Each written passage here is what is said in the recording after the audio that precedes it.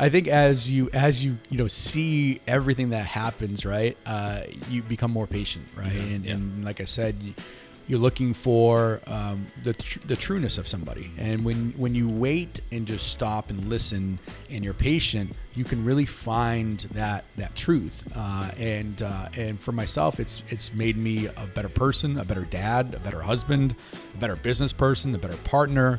And it's all about just kind of, bettering yourself, because you're never perfect, right? And every day you learn something new, and every day I'm going to drive home and say, shit, how could that interview gotten better? Maybe I could have said something better.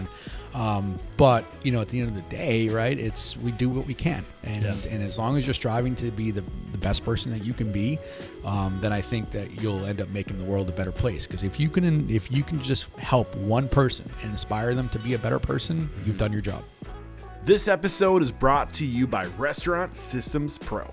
With excitement, allow me to introduce to you today's guests, co-founders of Cracked Kitchen and Coffee, Danny Azzarello and Alan Frati. My men, are you feeling unstoppable today? We are feeling unstoppable for sure. Yes, dude. I'm psyched to have you here. Alan, you got to say something. Are you feeling unstoppable? Oh, I'm pumped to be here. Yeah, buddy. So I'm excited for today's conversation. So I think you reached out to me in 2018. Yeah. I haven't had a chance to read the email back then, but do you remember what that was all about? Yeah, I think it was pretty much Alan and I would go back and forth on a lot of your episodes, and it said to Alan, we should shoot him a message and just saying, hey, thank you for everything you've done for us. Man. Yeah, because without those episodes, I don't think it would have pushed us to get to where we were, and so that was what the email was about. Yeah, and thank you for that email, because for the first 6-7 years, like I was, even to this day, because I'm constantly pushing the envelope. Yep. It's a grind, and those those are the emails that help me keep showing up, knowing that the work was helping people, and thank you for letting me know. But that was almost 5 years ago. Yeah. And you opened your restaurant 4 years ago, right? 2020? 2019. March 25th, 4 years 2019. in, 5 locations. Yeah. Mm-hmm. Killing it. Yep. Franchising. Yep. Mm-hmm. What else? We got a lot going on. I mean, we have Cracked Express that we just launched. That's a concept that we built into gas stations and convenience stores. We have the Cracked Coffee Roasted Bar that are going into convenience stores. That's a self-serve coffee station. We have a lot going on for sure. I mean, we're trying to really build that retail brand. Coffee. Yeah. So you get the retail coffee. Mm-hmm. You got the franchise. Is the franchise the same as the retail store situation, or is that separate? It's structured a little bit differently, but we'll get into the details, because I'm really curious about that. And then you also launched a spin-off concept with Hatched, right? Yeah. Did you mention that? And I'm just regurgitating it? Yeah, no, we didn't mention it yet, but I'll let Alan take that one away. That was, during COVID, when we were kind of looking to survive like everybody else, we sort of developed a fried chicken concept called Hatched that we utilized of our existing locations. Nighttime hours that we weren't open, and kind of did that pop-up ghost kitchen thing that everyone was doing. And we'll sure be pulling back layers on that. I want to wait, but I just want to give the listeners a big picture of where you guys are today after 4 years of launching. And now what we're going to do, talking to two people at once, I like to kind of like break off and focus on one person at a time. So it looks like, actually, we haven't popped off with the success quarter mantra yet. I almost forgot to do that. We haven't. So let's get that motivational, inspirational ball rolling with a success quarter mantra. What do you guys got for us? Yeah, I mean, whatever it takes. That's something that has always been instilled in us from day one, and that's for sure something we still stand by every day, every morning, every night. Whatever it takes. Alan, are you going to piggyback on that, or do you have your own? Yeah, I mean, I think whatever it takes has definitely been a rallying cry of Danny and I. We've gone through, a tons of ups and downs to get to this point. And that was definitely something that we always kind of, were able to look at each other and say, you know what, there's no quit in either one of us, and we're going to do whatever we have to do, to make it successful. So when I hear whatever it takes, again, it's just the idea that, like, I think if you tell yourself it is possible and you just say whatever it is, we'll figure it out. But if you say it's not possible, then you're instantly just throwing in the towel. And you're right. Like you give yourself an out. Whether you think you can or you can't, you're right. But if you have that whatever it takes mentality, it's just weird how things tend to just figure themselves out. Excuses sound best to the person making them up. Yeah. Right? I mean, that's that whatever it takes is just, you know what, we're going to get it done and we're going to do it right. And it's been like that since day one, and having each other's backs and just ensuring that we're doing it right. Just ask yourself how. And your brain will kick into hyper gear and we'll figure shit out. Yeah, exactly. Great way to get this thing started. Yeah. So I think in my little bit of research, it looks like, and correct me if I'm wrong, it looks like Alan was the more tenured hospitality professional in terms of time in a restaurant, at least according to LinkedIn. Yeah. Like I said, I think we've lived that career, side by side for quite a while. But yeah, it could be possible. It could be possible. And I'm thinking it looks like 2007 is when you're at Texas Roadhouse, right? And your LinkedIn goes back to 2015. And I'm assuming your front of house operations and Danny front of house operations, Alan back of house operations. It's a little more convoluted, I think. We both kind of do a little bit of everything. I don't make assumptions. Yeah, I think schooling and training. My background's definitely more in the food and beverage side of it. I went to culinary school and that kind of thing. Johnson & Whale, correct? Yep, correct. But when you take on the challenge of opening a restaurant, you do a little bit of everything. And Danny certainly has his own experiences in the kitchen and knows his way around there very well as well. So we of course divide and conquer now. But 07 to 03, you're at Texas Roadhouse. Yes. And was that your first gig out of college? So it was actually my first restaurant job when I was in high school. So Yep, that was my first kind of entry into it. And then I went to Johnson & Wales. I did a little bit of everything while I was in college. And then post-college, did some traveling, got back. And, some of my old managers that I had worked with, I was out of money. I was broke. I was looking for what the next thing was. They sort of let me know, hey, we're opening kind of a new prototype restaurant down in New York. What do you think about coming back and working, joining the team again? Was this Burns? No, this was with Roadhouse. Oh, okay, cool. Yeah. So when did you graduate college? I graduated college in 07. Okay. Yep, 07. So you 07 to 11, you're with Texas Roadhouse. I think what an amazing organization to be a part of straight out of college. Huge. That organization does not get enough credit for the level at which they take care of their employees. I've heard only amazing things. 100%. So do you want to get into that? Like paint that picture of what it was like being a part of that organization. I mean, they definitely laid the foundation for my career. I would say, quality. They're a chain. When I worked for them, they were a relatively small chain. When I first started, how many locations do you remember? When I first started, I think it was like the 30th or 40th location. Yeah. How many do they have now? Like 700. Yeah, so a lot bigger today. A lot bigger today. Hundreds and hundreds of percent bigger. Yeah, 100% bigger.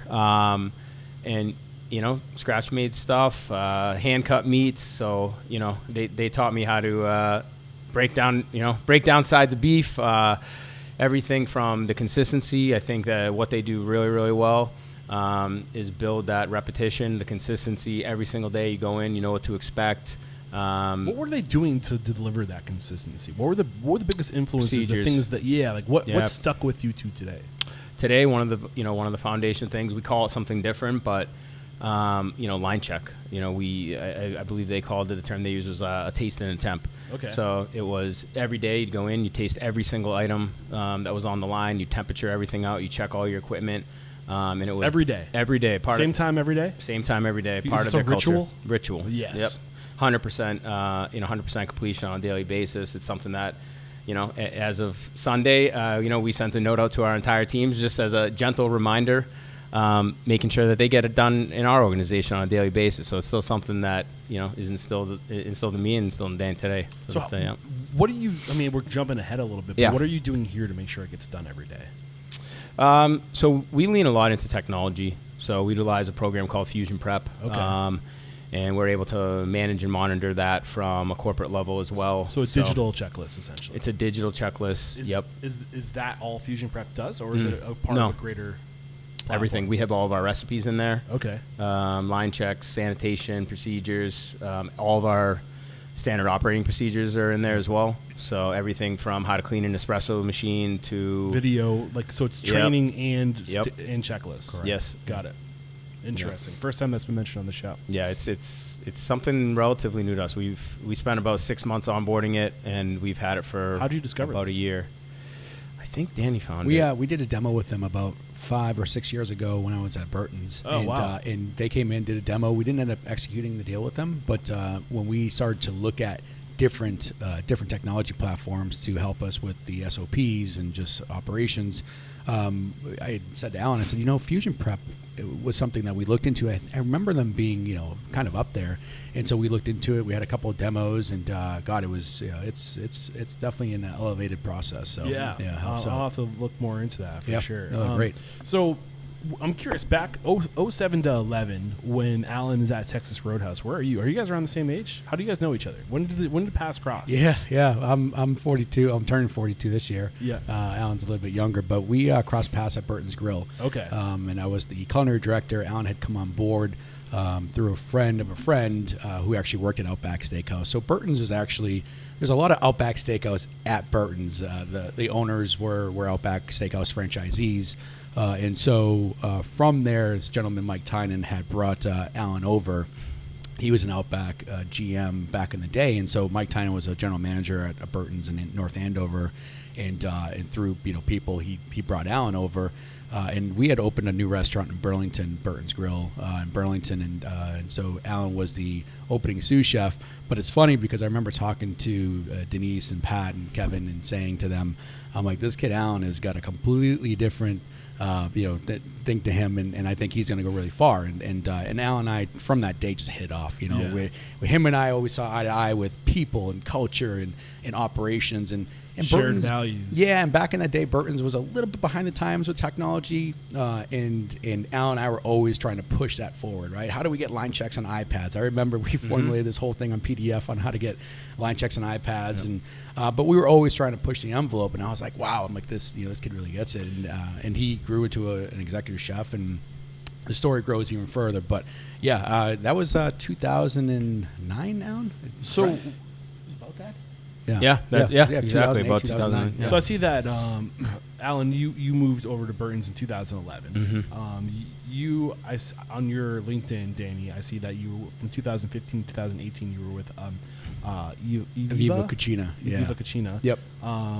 But it sounds like you've been in this industry for long before that. Yeah, well, I started at a young age. My aunt owned a pizzeria in North Reading, called Mario's Pizzeria. And so when I was like 8, 9, 10 years old, I would go with my cousins. Both of my cousins worked at the restaurant. And so I'd be washing dishes, I'd pick parsley, I'd be scrubbing potatoes, sweeping the line. And my cousins really kind of taught me everything about the restaurant. And my you don't have to pay kids as long as they're family. Yeah, exactly. She would pay me in steak and cheeses and pizza, Smart. So smart it was great. So Christmas vacation, I'd be over there. School vacation, I'd be over there. And I'd get up with her and go home with her. And she was someone I always looked up to and a hard-working person. And so from there, I knew I loved the restaurant business and I wanted to be in it. And so locally, I worked for a concept called Espresso Pizza in Medford. I was born and raised in Medford. And I worked there, named Anthony Salvato, and he was definitely a mentor of mine when I was younger. Just kind of took me by his side, and so it was a great learning opportunity. So you're young working in a restaurant. Really young, this is 13, 14, 15. Did you go to school, college? No, I never went to college. No, I sucked at school. I wasn't even good at high school. A lot of people who work in the restaurant industry sucked at school. Yeah. I mean, my parents were pretty upset with me, senior year when I barely graduated, but we got through it. And I was working at Outback Steakhouse at the time. My cousin was a GM, and I'll never forget. I got home. Oh, okay. Outback Steakhouse, Texas Roadhouse. I was like, wait, you guys are both different. Yeah. And so, So at the time, Kevin Herron, who was the owner of Burton's, he was the franchisee for the New England territory. Okay. And so I worked for Kevin at Outback Steakhouse. So who's this gentleman again? Say his name. Kevin Herron. Kevin Herron. Yeah, Haron. So Kevin owned Burton's, but he was also a franchisee or franchisor. When he sold Outback, he sold Outback as a franchisee. Okay. 5 years later, he opened up Burton's Grill. Okay, so he got into the restaurant. Was he working in restaurants before that? God, yeah, he was in. Was he a pizza guy? He was a restaurateur from a really young age. But we'll hook you up with him if you want to talk to him. Okay. He's got a real long life story. But I think what's interesting is this idea of having a portfolio. I think restaurant owners are kind of guilty of putting themselves into a corner. Like, I am this type of restaurant. Sure, owner. yeah. But why not diversify? Why not have different types of concepts? Totally. Why not test your market with other people's franchises? Like, if you know how to run a restaurant, spread out your assets. Yeah, exactly. And I think I'm seeing that kind of emerging with the two of you too, even 4 years into this thing. Yeah, you kind of have to, you have to continue to innovate. It's so we opened it out back in Medford, and so I was a host. What year is this? This was 99. Yeah. Okay. 99, 2000. Bring me up to 2011. Yeah, sure. And then that's where we left off with Alan, and then from there we'll kind of take it back to Build Alan it, and see what was going on. Yeah, so I started with Burton's in 2006. So in 2011, Alan and I were both with Burton's at that time. We had opened multiple Burton's. I think we were on probably number 13 or 14 with Burton's.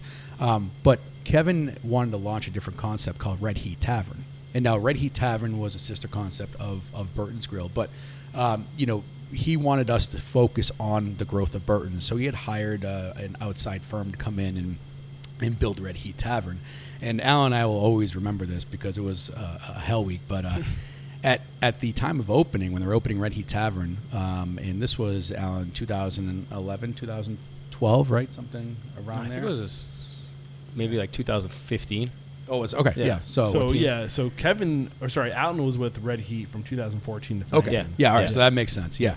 So that makes sense, right? Because I had got married in 2012. So, so we all of a sudden Kevin kind of calls us and says, "Hey, listen, boys, we're in a little bit of trouble at Red Heat. I just think we're not where we need to be, and I need assistance on getting this thing off the ground." So I was the culinary director at Burton's, and so I said, "All right, I'll come over." Alan was the executive chef in the Burlington Burton's, so I had gone over there and I said, "Yeah, no, this is tough. I mean, we have a lot to do and a lot to get done." And so you're 24 years old at this point, 2006. You said? Yeah, this was this was 2012. Oh, later, yeah. when you're going to the Red Heat. This is at Red Heat. Got it. Yeah. So we had opened up Red Heat, and within a couple of days, I had said to Kevin, I said, "Kev, is there any way we can get Alan over here because there's a lot to get done." What were the pain points? There were no recipes. There was no training standards. All the SKUs were messed up. We didn't have an ordering process. It just was really different than what we were used to at Burton's. And Kevin was no schmuck when it came to restaurant operations. No. Was it because he was used to? What was more of his background? Was it taking proven concepts and bringing them to market? No. I think he put trust into people that that should have gotten it done and just weren't able to do it. And Got it. And listen, it's the fingers can get pointed every which way. But so he was delegating this. He was, yeah. And the delegation. Fell short. Yeah, it fell short, and we were able to get in there and get it to where it needed to be with everyone's help. I mean, there were a lot of people in that process to get it to where it needed to be. But I do remember when Kevin had came to me and said, "What do you think?" And I said, "Alan's the guy." Selfishly, I wanted Alan to stay at Burton's, because he was one of the best executive chefs we had in the team.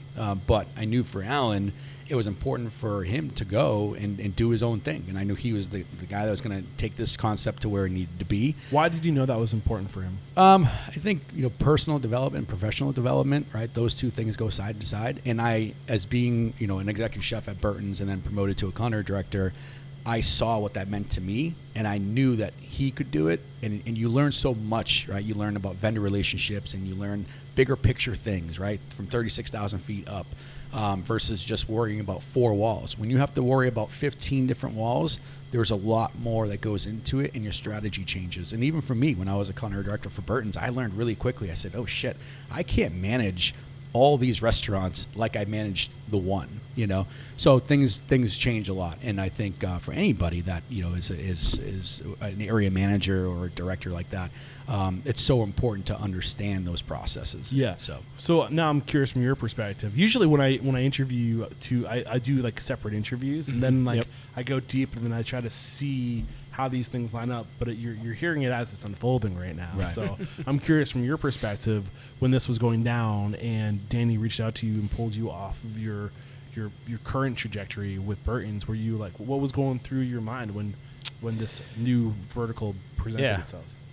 So, first off, I mean, Danny, he gave me the heads up that he had vouched for me, and of course, very appreciative of all very kind things he said. And how old were you at this point? 2014.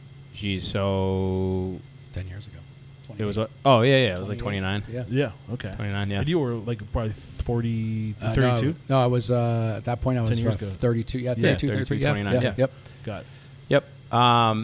So it was, I kind of had the heads up, and I was obviously appreciative, and it was sort of funny how it went down. I remember one of the owners came came into the restaurant that I was working at the time, and sat me down and kind of unfolded the opportunity, let me know if it was something I was interested in. I said, absolutely, I'd love to do it. I remember specifically, she said, well, there's no more money in it for you, and you're starting today. I go, all right, sounds good. So I kind of said bye to the team and went on my way. I love that. But you're absolutely right. What Danny was saying earlier is this idea that people need a sense of growth. Like if they're in one position for too long, they hit a ceiling, and if the opportunities ahead of them are also filled, and those people aren't going anywhere, then people are going to find that opportunity someplace else. You might as well, even if it's not underneath your roof or within your four walls, bring it to an adjacent opportunity that's like within the organization, the greater organization. So good on you for seeing that there was an opportunity for him. Plus, it kind of feels like I'm curious, at this point in your career, did you have a vision for where you wanted to go? Yeah. Did you have Alan pegged as somebody that you wanted to bring with you, or to share this opportunity? 100%, yeah. And I think there was actually a few people that I was kind of grew up with in the restaurant industry, and some worked out and some didn't. But I think with Alan, it was more just about what he found important in his operations and as a person. And I'm leaning towards Danny because I'm assuming he was more of a mentor role for you, or no, or was this kind of a shared vision? Don't let me get the story wrong. No, I think a little bit of both. I think there was, he was obviously more experienced with that culture and that concept than I was. So I definitely leaned on him for, some guidance with the personalities that were involved. But also, for sure, like a quick friendship was formed. We, as Danny had mentioned, same values, same work ethic. I think the work ethic is a big thing. Give me an example of the work ethic Danny has. An example. So we would pull 12-hour days at Burton's or Red Heat, respectively. And then we would jump on a call after work and talk shop, work on concepts. I remember when we were opening Red Heat, if we had to be in at 9 o'clock, we would both kind of look at each other and be like, yeah, we'll be here at 6 o'clock. And we'd work all night long if we had to. It was more of we work till the job's done and done the right way than it was, we go home when we're scheduled. And we both saw eye to eye on that. We were both lucky enough that, our partners in life, our wives, stuck with us through that because there was definitely some long hours and they put up with a lot as well. So of course appreciative of that. But I'd say, having somebody that's, you're equal, it's important. And I think one of the first things that, that I looked at anyway, when somebody that I want to be in business with and be a partner with for the long run. For sure. So. But whenever talking to people, like if I'm giving advice, I'm like, if somebody wants to open a restaurant and they haven't worked in the industry, like go work in the industry. One, because you're going to learn so much about the work, right? But two, I think the most important thing is if you want to go open a restaurant, you can't do it alone. And if you spend time working beside other people and eventually what you're going to do, like those are where your future business partners are, or at least your opening staff, right? Whether you're going into business with them or you're just pulling people to come with you when you go open your own thing, and I think can't do it alone. Partnerships are great, and I think they're they have the ability to be tough. I mean, for us, we're lucky enough that I think at least we kind of carry the weight equally, sometimes to a detriment because we sort of have this Danny will work for 3 weeks straight without a day off, so I'm certainly not taking a day off, and we kind of had that thing going for a number of years. But I think it's been good for the business, and I think it's important for your partnership that there's at least some balanced workload. Are we skipping over anything that was like significant in terms of your own individual paths, points of evolution? If our mission statement is to inspire, empower, and transform the industry, I like to focus on the individual transformation. So like getting into your own little silos real quick, were there any points of evolution for either of you before we move on? No, I mean, I thought, going from, I went from Burton's to Viva Cucina, and Viva Cucina was actually the son of Kevin Herron. Nick Herron had opened up that restaurant. Okay. And so Kevin had said to me, hey, there's an opportunity at Viva. We're looking to grow it.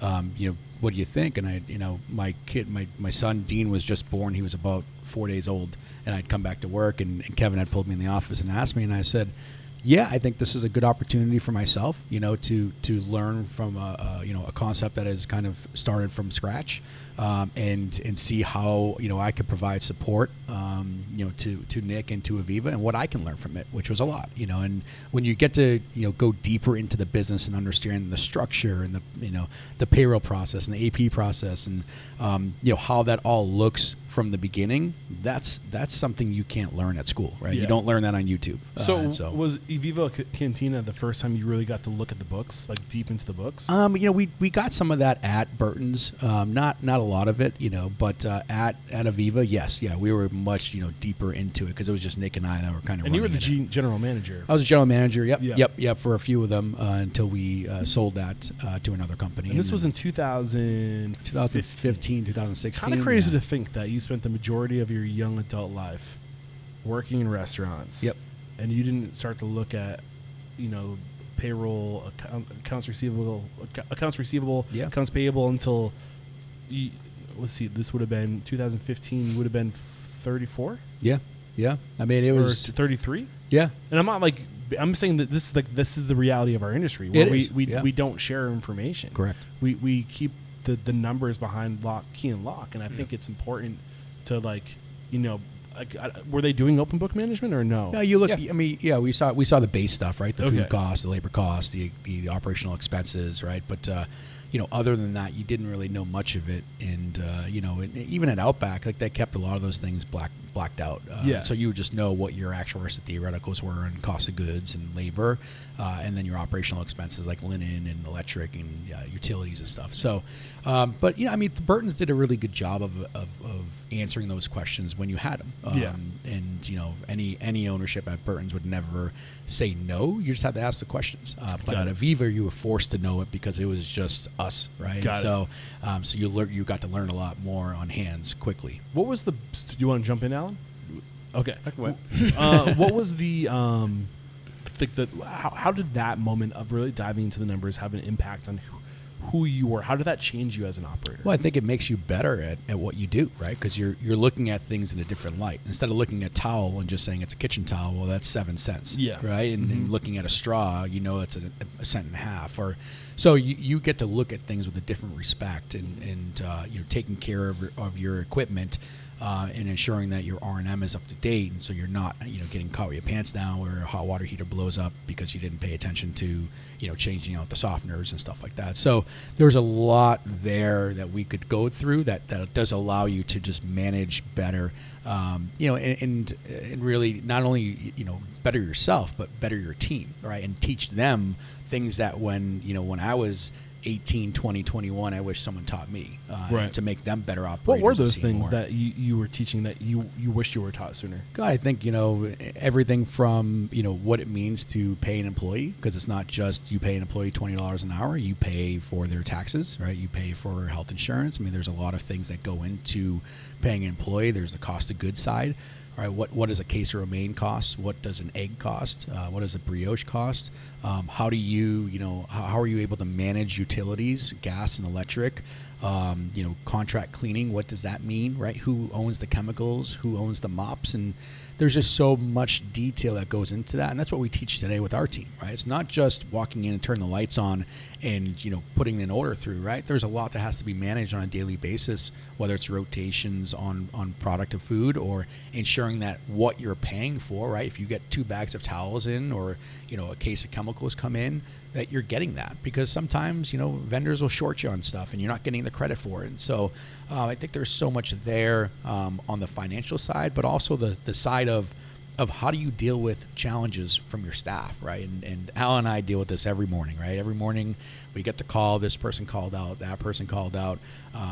Susie got into a car accident, Mike got broken up with his girlfriend, and he's upset. And so how do you deal with those, right? And everyone wants to be spoken to differently. And I think, managing through situations is something you're not taught, right? It's just an experience that you go through and say, oh shit, I don't think I'm going to do that again because that didn't work out well. Or, this is how I dealt with this. Maybe we should do the same with this person. Well, let's pull that back a little bit further, because I feel like how, in terms, again, this idea of transformation, the manager you were, say, 10 years ago versus today, after, you're almost like an entire adult lifetime of dealing with this sort of thing, like, how are you leading today? How are you handling these little, all the little examples that you gave us with managing people? Like, how do you approach that today? I think, today versus, 5-10 years ago, I'm much more patient, and understanding what the problem is, right? And I think in today's age, especially after COVID, things have gotten very difficult, and everyone seems to be at a different level versus maybe. What type of level? I would say emotional level. Emotional, yeah. Okay. I'd say a more emotional level. I think, and so you look at things at a different light and say, okay, well, life is meant to be fun, right? It's not meant to be serious all the time. And so, dealing with employee issues, it's really, listening is the first thing, right? If you listen to someone and understand what the emotions are, because a lot of people wear the emotions on their sleeve, right? And if you can get past that, then you can understand what their heart is. All we see is the emotion. We don't understand why is this emotion manifesting. Exactly, right? So I think listening is the first piece. And then two, after you're listening, okay, how do you want to deal with it? And at what point do you deal with it, right? Yeah. If you have a restaurant full of people, I don't think that's maybe the best time to tell Timmy that he's not doing a good job of cooking eggs, right? If it's not detrimental to the operation, I think you just wait, right? You wait and have that conversation. And, it's a very simple conversation because you never want to let the standard slide, but you also want to understand what that person's going through. Well, you also just pointed something out, and I think that's really important, is that you're not correcting the person, you're correcting the standard. Correct. Mm-hmm. Yeah. Right. You're like, this is our standard. Are you doing that? Right. Okay, no, let's find out why. Right, exactly. Like, how can I help you get there? Well, think about it in the restaurant business, right? Alan and I grew up in the world of you get screamed at, right? Yeah. You get bitched out. You're an idiot. You're stupid. I can't believe you did that. Well, that really doesn't help all that much. But I think when you're able to kind of just, stabilize, right, and understand where that person's coming from, it gives you a better outcome. And it doesn't happen all the time. There's some people that will just say, hey, you know what? Screw. I don't want to be here anymore. Mm-hmm. Okay, we did everything we could. We don't give up on people. That's not what we do, right? We try to do right by them and coach, teach, and develop as much as we can. Alan, it's your turn. Sweet. We spent some time with Danny. So back along that line of transformation, we got down this path with him, asking him where was this point of evolution for you. For him, it was at was it Heat? Red Heat Tavern? Red Heat was me, yeah. Danny was Aviva. That was Aviva. Thank you very much. So for you, going to Red Heat, yeah. Was it going to Red Heat? So when? Yeah. Okay. Certainly. I think. So where were you before going to Red Heat as a professional? Paint that picture. With my experience, yeah. You're saying? In terms of like who you were as a professional. Who I was as a professional.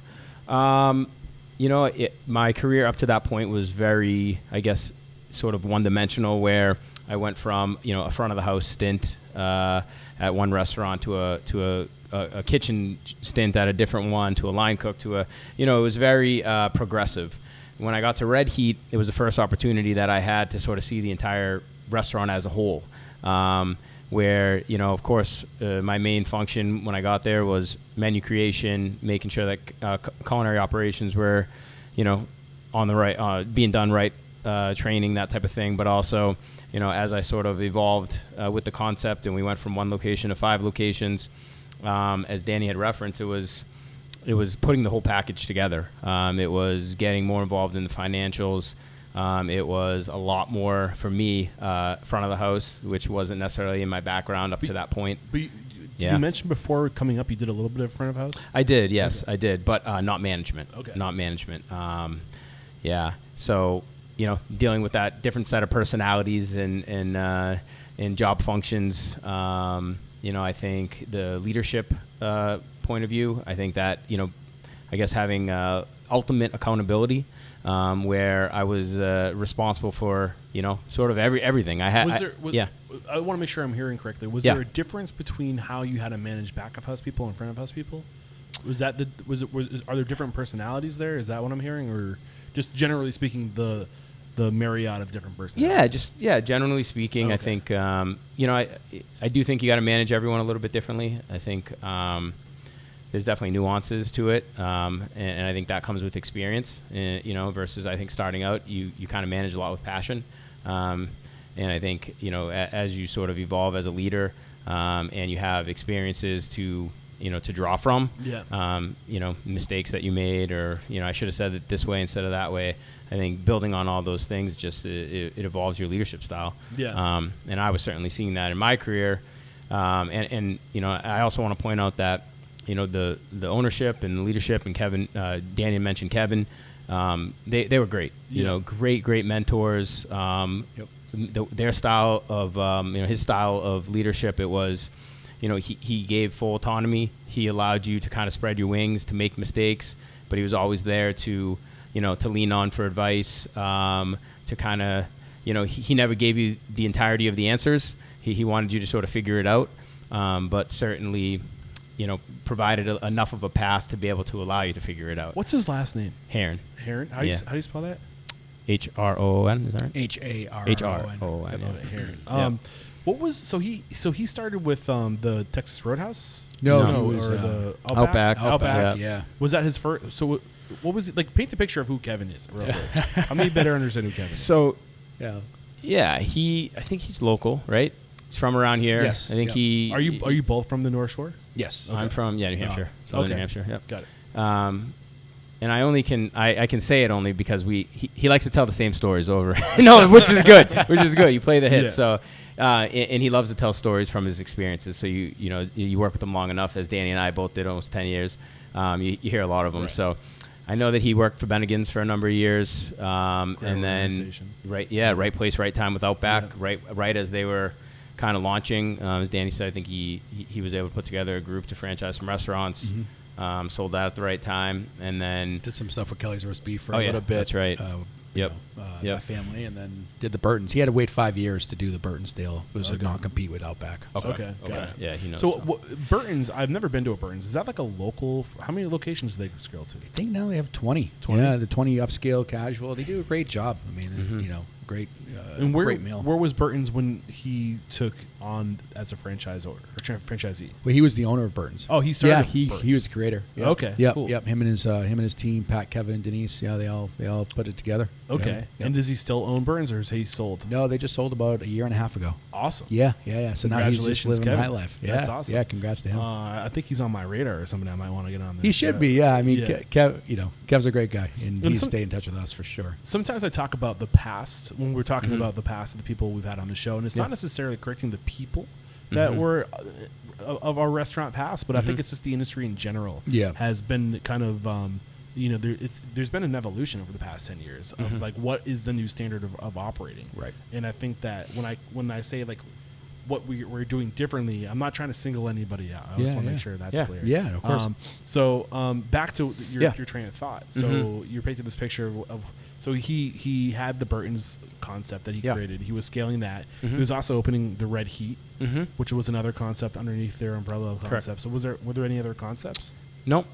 I think those were the only two that he did. And Red Heat got to 5 locations, he said? Yeah, we took it to 5, yep. And where was it when he sold Burton's? Was that at 20 locations? I think he had 20 locations at Burton. 25 units altogether. Florida, South Carolina, Virginia. Okay. Where's the closest one around here? Right down the street, actually. Yeah, North Andover. I might be going to Burton's for dinner. Right. We'll take it in. So, cool. So, any other this idea of like these mentors that that's what you were saying. Like you had these great mentors that were.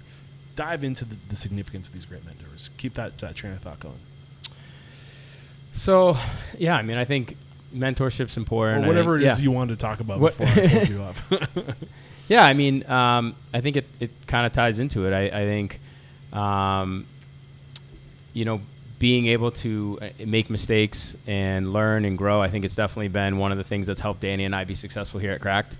A lot of the things that we see, we have been through it before because we were given those opportunities to be in the position, to deal with some of those things prior to this. But I think, having mentors, having people that, you can bounce things off of. As I said, I think experience is the greatest thing that you can have, to be success. I think, seeing value in everything that you do, in the smallest tasks. I mean, I draw experiences and I still, tell our team stories of things that happened when I was, 16 years old, bussing tables, and, kind of the competitive nature of that. And I still draw from that stuff. That I just think it's important to take what you've learned and. I'm gonna make you go back to that 16-year-old story of you busting tables. Oh boy! So tell me, what do you mean competitive? Was there a gamification level back then, or like what's going on? So, okay, so we're going back there. So I have to tell you what I was coming from before. So my first job ever when I was 15, I worked at Sears, and nothing against the good folks at Sears, but it has to be the most boring job on the planet. And I remember. All my friends, my group of friends, this was back to the Roadhouse days.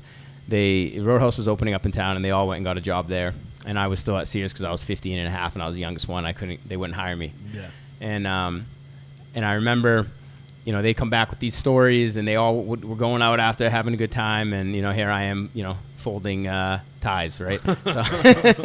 So I finally waited till I turned 16. I went in, and of course, they hired me right away. My friends vouched for me, and I knew at that moment, like, yeah, I'm working in restaurants the rest of my life. What was about that moment? It was the energy. It was, we would see a table get up, and the four of, the four busboys on, we'd run after the table. We'd all try to, be the fastest ones to clean them. What was going on in this restaurant that made this like? It was just the energy. It was, every night we're on a wait, 2-3 hour waits on weekends. The amount of money that we made for 16-year-old kids, it's like I remember walking out after 3 days, and I'd get like $300 in tips. I remember you saying too, Alan, like your GM was always inspiring. Just like this guy was crazy. Yeah, you never wanted to disappoint. He's the kind of guy. How did he inspire? So he was an out of the box thinker.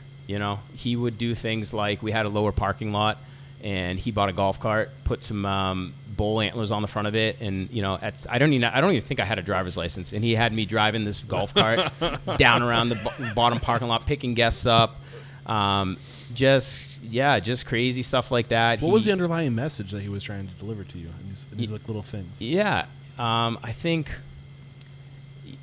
you can't just settle for what you have. I think it was taking initiative. You just show up and you do the same old thing every day and expect the results to happen. It's not that easy, especially in the restaurant, the competitive field of the restaurant industry. It takes more than that, It takes the unexpected. It takes the unexpected. It takes a 16-year-old kid rolling up with some horns on the front of a golf cart to go pick you up when that's not necessary. Yep, every day. I remember we had a waiting area.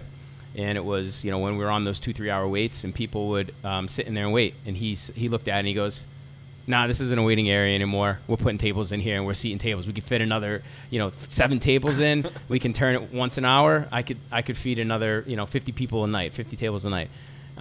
It was things like that. It was that, entrepreneurial spirit. It was, doing whatever it takes to be successsul. So back to busting the tables. Yeah. We're gonna round that off. Sure. So was it like a competition? Like was it like a game to see who could do the most tables? Like, what were you trying to communicate to your staff today when you were telling that story? It was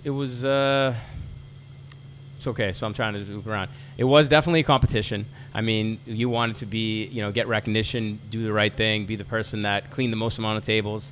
What I try to remind my staff today, it's seeing value in every single thing that you do, and I think whether it's picking cigarette butts up from outside, it's not being too good to do any job. If the floor needs to be swept, you pick up a broom and you sweep the floor, and those are things that foundational elements of. Were you keeping score? You really like the bus tables game thing, huh? No, well, I'm just saying, there's ways to make shitty things not so shitty. Yeah, okay. By gamifying I get it. and making it fun. Yes, and yes. Now it's a competition between, it's 100%. not just busting tables, but like 100%. who can bust the most 100%. tables. Yep. I bust 15 tables tonight. Yep. Well, I bust 16. Oh, like, and how can you track that? Yeah. So you're 100% right. And like, who can make the most money in tips? Like, I made $300 this weekend. Like, now it becomes fun to see who, like, it doesn't have to be busting tables. It could be more than that. I had a teacher when I was in high school, and I remember he told me, I asked him, why did you make this your life, the restaurant industry? And he said, it's the closest thing to being a professional athlete is working in a restaurant. And I never really got it until I actually got into it. And I'm like, the lights are bright. It's Saturday night. There's a line out the door. it's a great feeling to crank it out. You know, it is. Yeah, man, I love this. Man, we are 40 minutes into this. I'm loving the conversation. We're going to take a quick break to thank our sponsors. When we come back, I want to pick up where the two of you started talking about the future, and like how Cracked came to be. We have to interrupt today's video to let you know that right now, Restaurant Systems Pro is offering a no strings attached 60-day trial that will help you improve your systems, increase your profit, and find better work-life balance. All you have to do is click the link below. We're back, and now what I want to do is I want to take me to the point. Who approached who first? Geez, I don't know. I feel like we just had a conversation out of the blue. You know, and it's funny. We had a few different concepts going on at the time, and the first concept, believe it or not, that Alan had come up with was called Corn Cow Coal. Corn Cow in coal. Coal. Yeah. So was it a barbecue joint? It was a mobile food trailer that was only supplied by charcoal, and it was using a charcoal grill, charcoal oven. It was street corn, burgers, steak, marinated steak, and we had this, thought that we would go to different events and, kind of travel the country with this trailer. And it was the burger phase, that was happening around the side hustle. We wanted. So this was what, 16, 17? This was 2015. Okay, I want to say it was. Yeah. So we would work all day at Burton's and Red Heat, and then go home and get on the phone and be like, all right, this is what we should do, right? And then we'd fall asleep at the computer and start all over again the next day. And so once we kind of figured out that Corn Cow Coal probably wasn't our our gateway. We had started talking about, I should say, Alan brought up the fact, he said, we can't get a good breakfast sandwich anywhere, right? There's Dunks, there's Starbucks, there's Panera Bread, but there's nowhere good to get a quick, good breakfast sandwich. Dude, I love a good breakfast sandwich. You can't go wrong, right? Yeah. Warm, buttery brioche, egg that's yolked, cheddar I've had cheese. some good breakfast sandwiches in my day traveling the country. It's like one of my favorite things to get on the road. Yeah. So much comfort. Right, that. exactly, right? I can't wait to come back and get a breakfast sandwich now. Oh, you're going to love it. And so, we had brought it up, but it was a little bit different. We said, well, what if we went into gas stations, right? And took over old gas stations that have been run down and flipped those.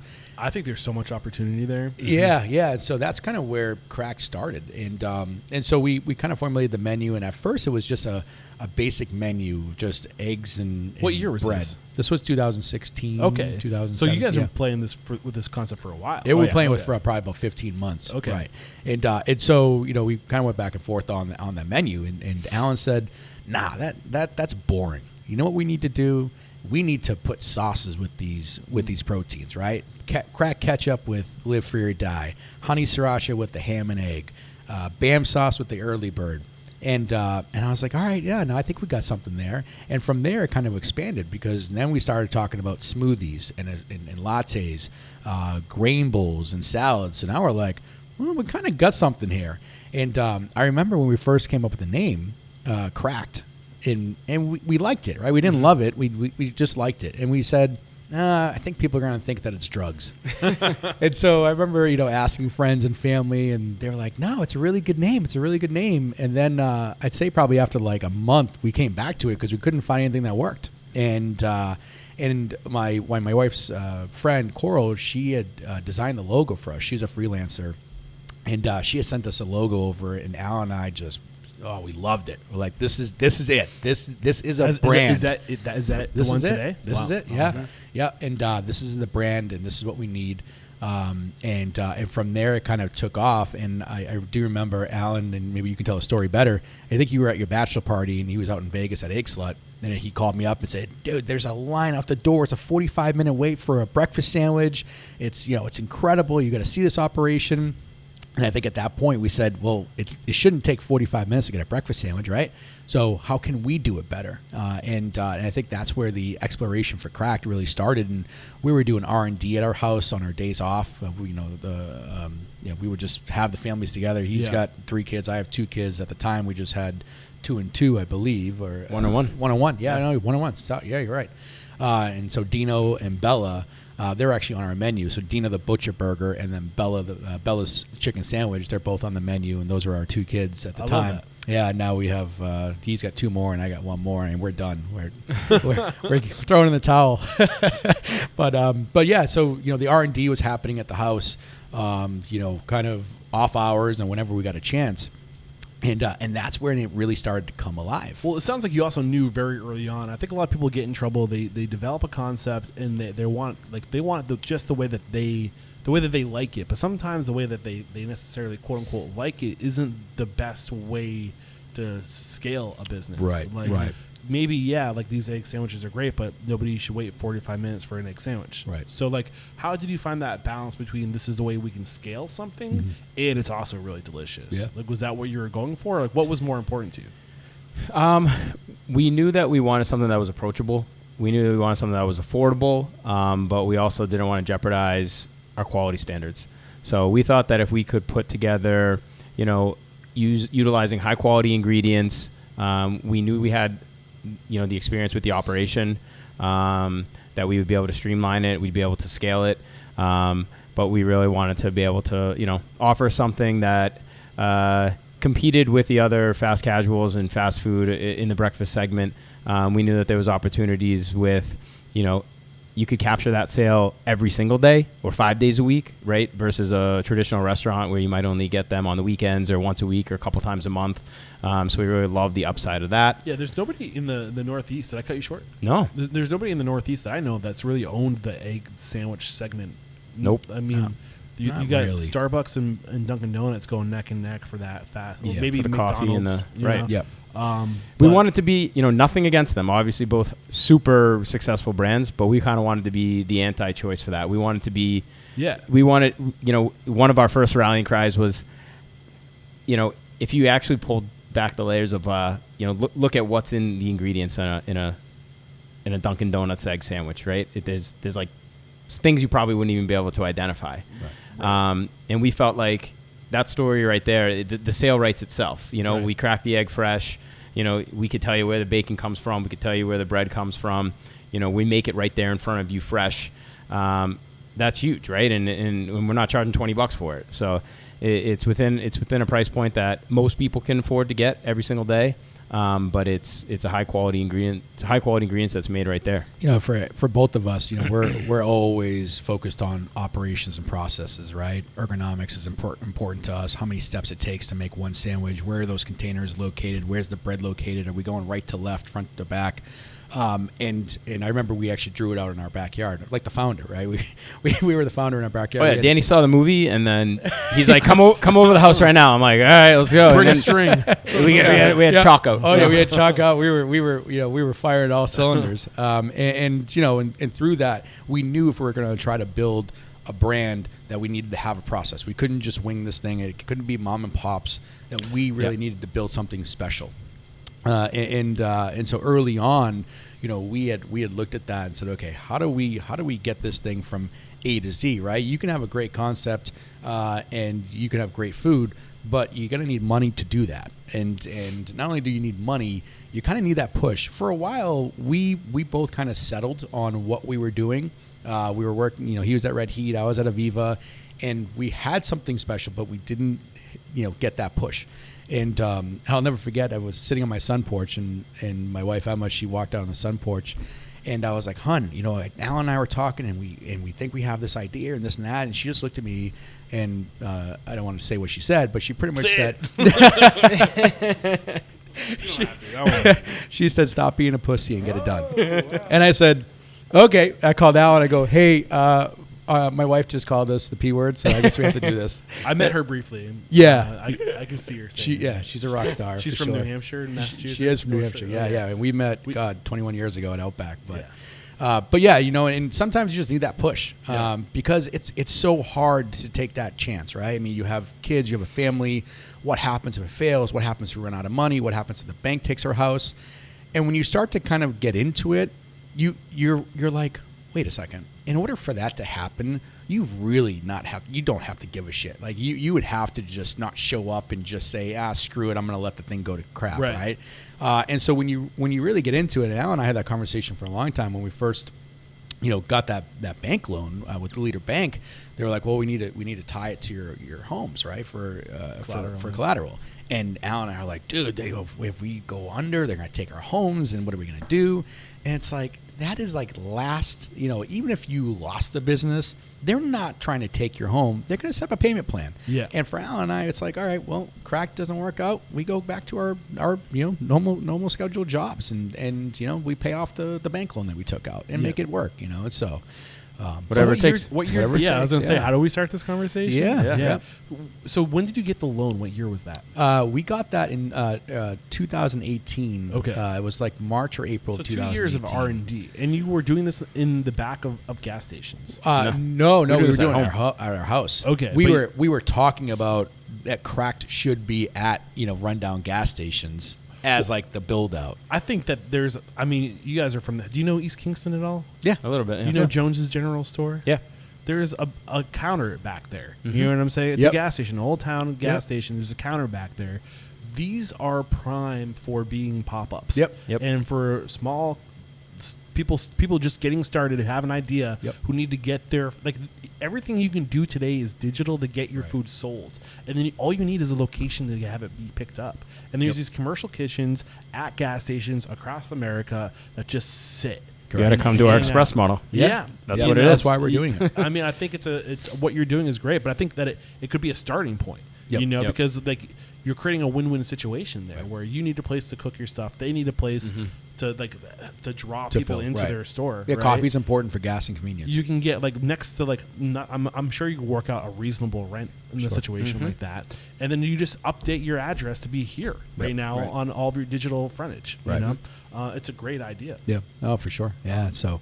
But yeah. I mean, it kind of, there was probably about 250 different things that need to happen all at once, and that's when it starts to get serious. And so once you strike that bank loan, you're like, okay, here we are, right? And so prior to that, we obviously had a group of investors that we had went out to, and for us, the investors were important, not for their pockets, but morale and the support, and we have a group of partners that.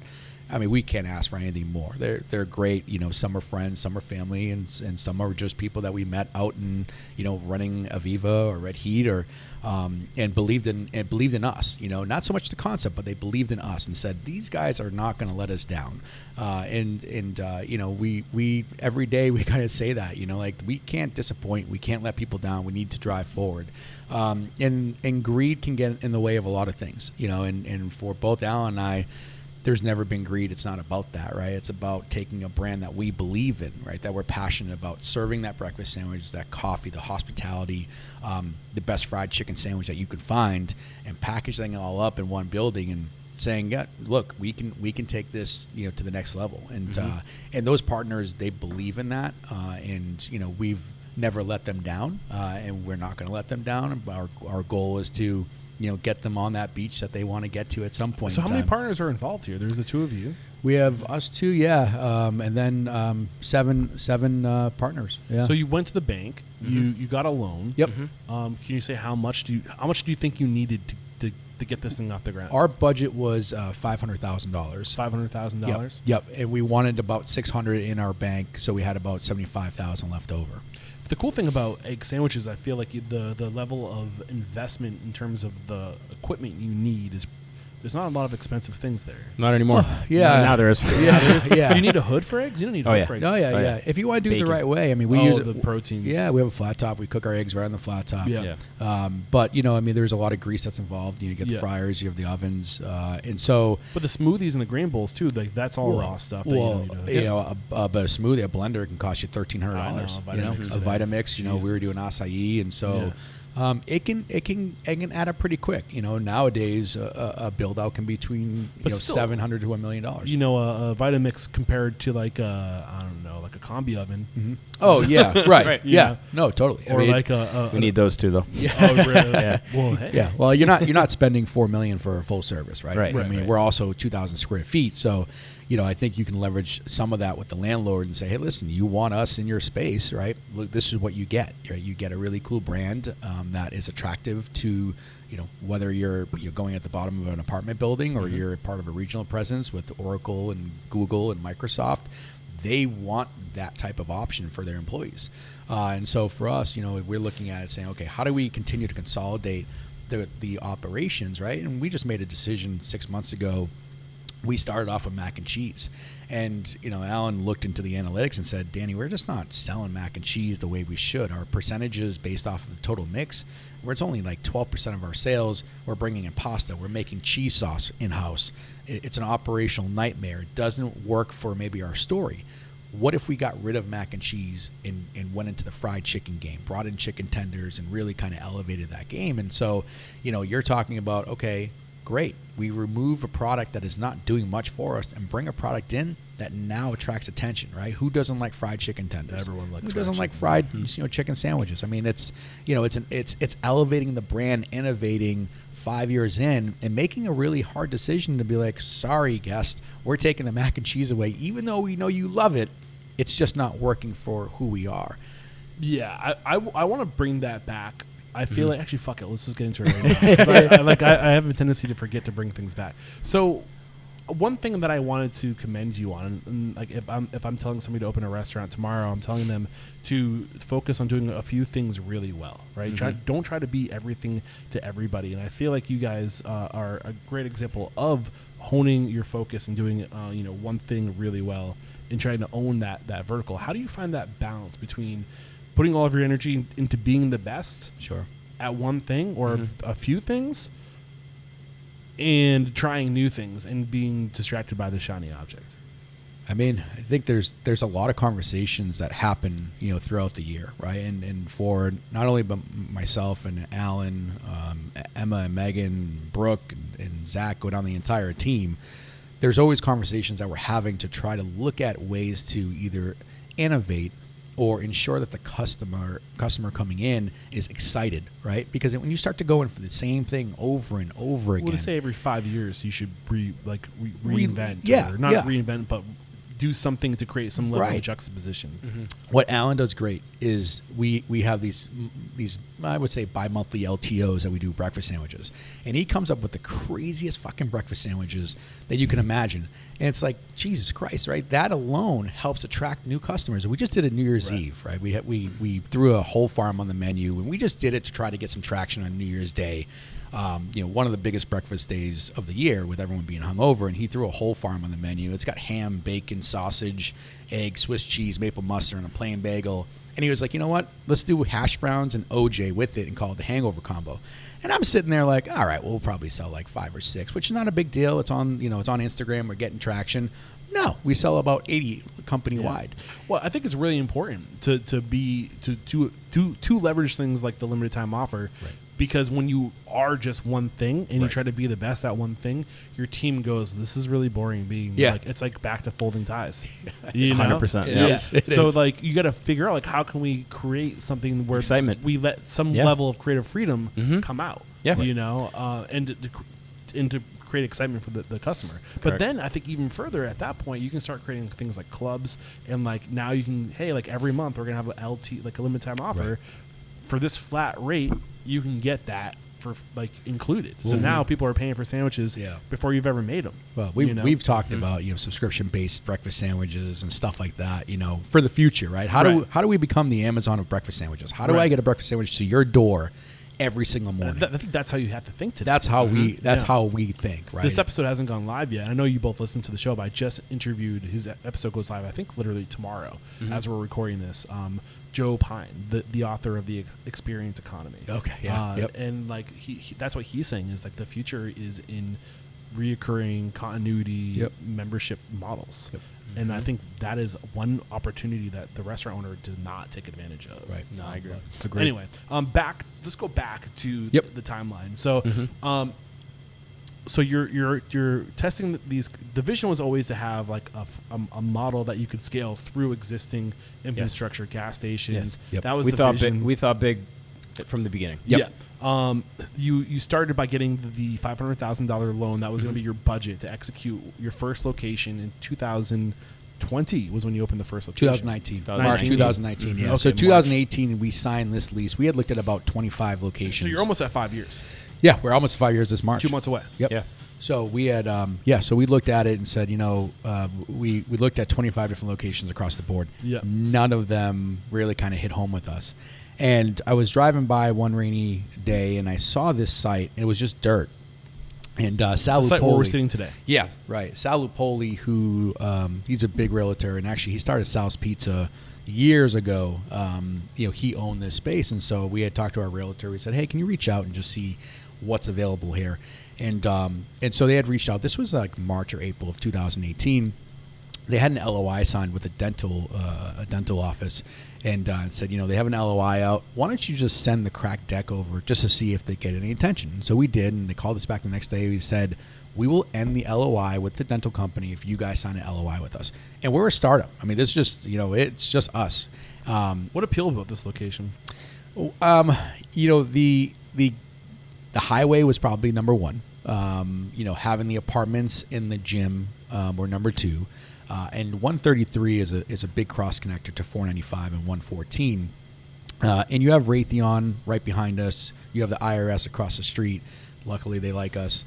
And then up the road, you have a lot of regional presence offices. And right the next exit down, you have a lot of regional there. Parking was great. Right? You had the garage. And originally, we were like, shit, we need parking out front.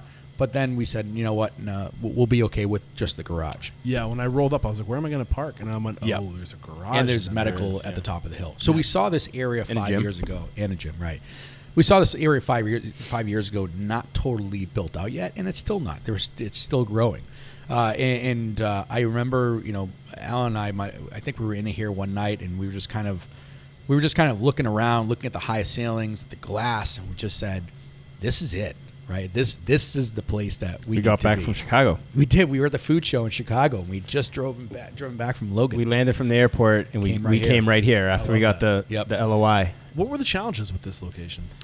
With a $500,000 budget. Well, the first thing was we signed the lease in July, and it takes about 30 to 45 days to get your blueprints and Justin Alpert from July of 2019. 2018. 2018. Yeah, 2018. Okay. We signed the lease, and that makes sense. Yeah. And anytime you sign a lease, you always you put those clauses in there. You get 60 days for permits, and rent doesn't commence until opening, and all that good stuff. It helps protect you in case of disasters like we had. And so I think September 9th of 2018, we put our permits into the city, and 2 hours later, we were dealing with one of the biggest gas explosions. Oh, that's right. That Merrimack Valley has ever seen, or I think maybe even the country.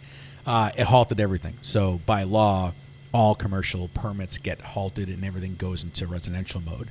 And so we were supposed to start construction in middle of October. We didn't start construction until late December, which wouldn't have been a big deal, but I did leave my job because we thought we were opening cracked. People who aren't familiar with the Northeast, because I live in Southern New Hampshire. Alan, you're in Southern New Hampshire. You're in Northern Massachusetts. Danny, what was going on? Like, what happened with the gas? Yeah, so there was long story short, there was a gas pressure issue. There was a gauge that was faulty. So they thought they needed more gas, and so they started to call for more gas. So the pressure's low. The pressure's low. Let's Let me call for more pressure. gas. Yeah. Well, when they called for all that gas, it went into residential homes that had gas, furnaces. It overexpanded Pressure those had to lines. go somewhere. Pressure had to go somewhere, and kablooey. If you had a pilot, it was blowing up your basement and catching on fire. And so, how many explosions were there in a period of I think 24 there hours? was over 100. Yeah, just 3 houses were exploding. Andover, North Andover, everywhere. Lawrence. Houses were exploding everywhere. My Yeah. kids, I remember, were in school. I raced to go get them. I remember hearing scary. about that. Because I was traveling, and I was like, the first thing you think of is like, I wonder if my parents' house exploded. Yeah, Like, no, it was scary, and so, it was a long road. This road itself had to get rebuilt because there were explosions on this road from the gas lines, and so there was a lot of just delays in construction and stuff like that. They fixed that, right? They fixed it. Okay. Yeah, Sure. hopefully. Okay. So here we are, and we started construction the day after Christmas. We poured concrete, and from there it took about 111 days to build out, and so we opened March 25th, and we had 7 months from signing to open. Yeah, it was about 7 months. Yep, that's pretty good. Yep. Yeah. Well, I mean, back then, you could get things up quick. Nowadays, it takes a full year back to. then, 5 years. Yeah, pre-COVID.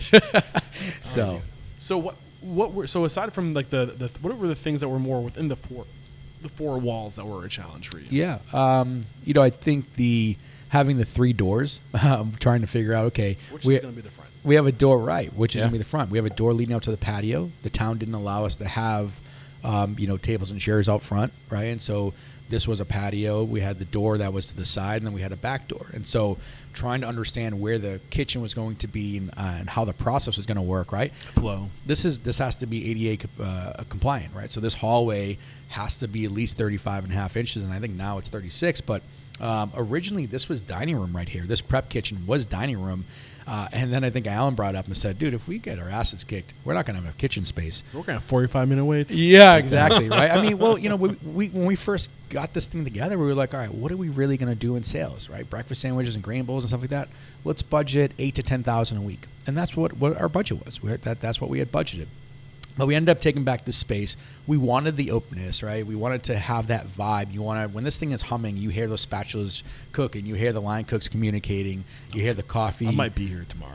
Yeah, you hear the espresso machine going off, right, in the chit and chatter. And so, I think understanding where the door placement was going to be, and then the size of the space. What ended up happening was from the plans to what the actual space was, we lost space. So all of a sudden, we lost shelving. And the walk-in got smaller, and we're like, oh shit, we don't have a lot of storage. So we had to do an off-site shed for all of our disposables because we don't have space in here for our disposables. So storage was a challenge. The town was great. Town of Andover was great. Landlord was awesome. But I don't. It could have been a lot worse. Yeah. We also came from full service where we had giant kitchens with 30-foot lines that we were accustomed to, and we were coming into the space with what is this, a 8-10 foot? Yes, that's a 16-foot hood. 16-foot hood with a 5-foot flat top and the prep area the size of a closet. That's also a good representation of the evolution of the industry, where your boys from full service. Yeah. Like the evolution is going in this direction more. Just putting all of your energy into one thing. Correct. Fast casual. Yeah. Yep. What else in terms of challenges along like things now that you're like, man, I wish I could have had a heads up on this. Like, I want to pay this forward to somebody. Yeah. To make sure they make a line item. One of the biggest things we talk about now too is really kind of figuring out how to automate everything. And I think I was talking to you about this earlier with our filtration system. It's now automated. If I knew now what I knew back, what I didn't know back then, we would have went fully automatic then, because RO systems and certain cartridges and what they do and how they handle things and TDS counts. I'm sitting there going, what the hell? I could have saved all this. I could have saved the machines from going shitty a long time ago. And so, automation was big, and just having having one vendor that does everything, having your GC that focuses on A to Z. When you have multiple vendors trying to build out, your kitchen and your front of the house, and MEPs start to get screwed up, and so drains aren't where they're supposed to be, and water is not where it needs to be, and gas lines. I think as we continue to grow, we're looking at it going, we just need one vendor, and we want that person to handle everything. Accountability. Yeah. I mean, then so when you're saying vendor, you're talking about the people bringing in your goods, or you're talking about general contractor. Okay. Yeah. Restaurant supply company. I don't know if you caught the episode I did with was it Front Burner or what the heck is his name? Out of Dallas, Texas, there's the dog park where they have the concept where it's a dog park that serves food in a bar. Yeah, right, yeah. I don't know if you remember. I want to say his name was Nick. Back burner or front burner, something burner concepts. Yep. But what they've done is they vertically integrated. They are a construction company. They own a construction company because they're opening up so many of these things so fast. Yeah. That they vertically integrated their construction company where they have their way of rolling out these stores, and they just send that team across the country. Yeah. And they treat it like a totally different business. Right. But because they're like, you're just doing egg sandwiches. I know you do more than that. Yep. But like, they're just doing cracked like rollouts. So right. like they have a process, and they're only carrying the materials they need. Yep. So their cost of goods or their labor expenses are low, and their cost of goods are low because they don't need to have everything. Correct. So like they have huge margins, and like I think that their concept is a very simple concept because it's just like it's a dog park, right? Yeah. So like it's like cheap raw materials. Anyway, I could go on. No, yeah, I mean that's what we discuss all the time. Is on the radar for you guys? Yeah, well, I mean, as we continue to roll out here, I mean, our future is national growth. It's not to just stay in New England. We want to be on the East Coast. We want to be on the West Coast, and so. I think, as we get there, it's going to take a team of people to help. Strategic partners. Yeah, you have to. I mean, we've had partners that's been with us from the beginning that pick up the phone and, whether it's Feeling Construction or, Justin Alpert, who's our architect, there's so many different vendors that help us through the process, even when they're not getting paid for it, right? And because they understand what the long term is. And so being able to have those people in your back pocket to be able to call, right, and bounce the ideas off of is important. Right. What day in March did you open? March 25th. Okay, so the world had shut down at this point. No, this was 2019. So that's right, 19. Yeah, believe it. 2020. No, the world shut down a year later. Almost we were going to celebrate our 1 year anniversary, and we shut down and we pivoted to takeout only. Well, I feel like you guys kind of had a great concept for that.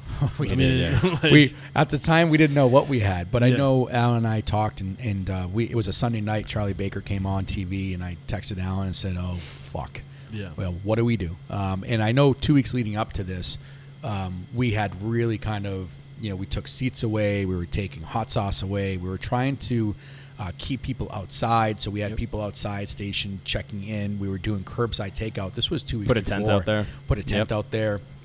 And then when Charlie Baker shut it down, we said, okay, we're not going to close. We're staying open. Our customers need us, and it's just not an option for us to close. And we pivoted to 100% takeout. And it's a scary time because you're brand new, right? You're only a year old.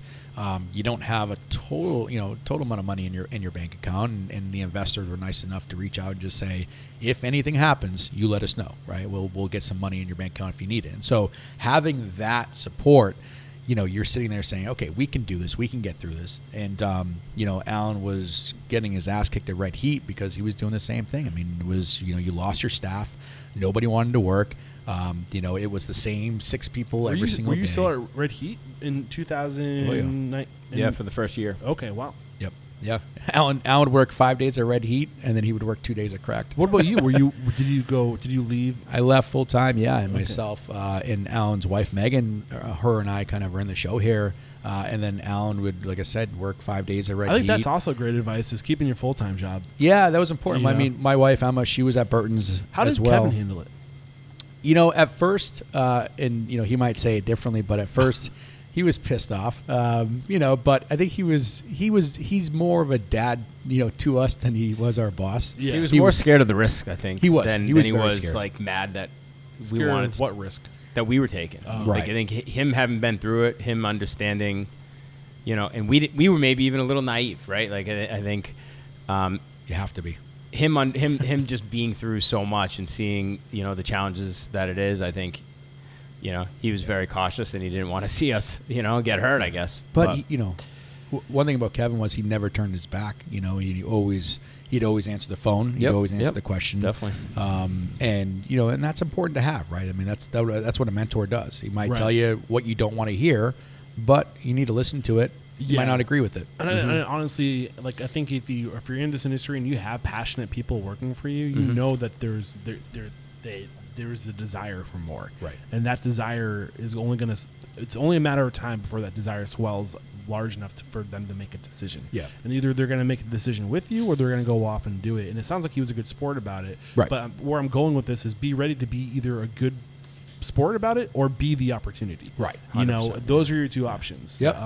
Because they're going to find it with or without you. Yeah. And I think just having that mindset of like, it's gonna be bittersweet, because they're excited for you, right. But at the same time, like, you were key players in his operations. Yeah, Yeah. So that's a big hit. Yeah, no, and we understood that at the time, and so we had we had been there a full year, and that COVID hit, and then a year later, things really did well for us during COVID, and between the PPPs and the EIDL loans, and there was a lot coming in, and trying to figure, okay, what's our next step, and we knew that. We had a lease signed though. We signed a lease in later 2020, right, in the Salem, New Hampshire location, and so I remember 1 year, 2 locations. No, it was just shy of 2 years. We had 2 locations. Yeah, I'm sorry, LOI, right? We had an LOI signed in late 2020, right? Okay. And then we opened Salem in 2021, April of 2021. Where did you get location number 1? I mean, if the starting point, like, to paint us the picture of where you started to where location number 1 was before you started looking for number 2. Well, I do remember, we had gotten through kind of COVID, the worst of it, right? Things are opening back up. Yeah, things are opening back up, but so this is 2021. This was later in 2020, right? Okay. So this was like third, fourth quarter of 2020. Okay. And we had some landlords approach us from Salem, New Hampshire, JG's that's up there, and they had a space that opened up. It was a Jake's Wayback Burger. Had been there for 10 years, and they had moved out. And I remember saying to Alan, like, this is your hometown. Like, what do you think? Can we get this done? But the problem is that, when you're only one person and Andover was open, I said to Alan, like, in order for us to make this happen, you're going to have to take the leap. And if we want to grow this thing, right, we have to, understand that this is not just store number 2. It's a really important store for us, right? Because it can either make you or it can break you. And so at that time, I'll let Alan tell the story about when he left Red Heat. But Alan came on board, and my wife Emma came on board too. So she had left Burton's at the same time that Alan left Burton's. Were you transparent with Kevin about the relationship behind the scenes and that there was Oh, he knew. Yeah. Okay, Yeah. cool. He knew early on. I think that's another lesson Yep. too. Like, there's no point in hiding things. It's No. only going to make it more difficult. Yeah. Be upfront, be transparent, be vulnerable, and it will probably go better for everybody. Yep. No, I agree. Yeah. I mean, So, with that said, Yeah.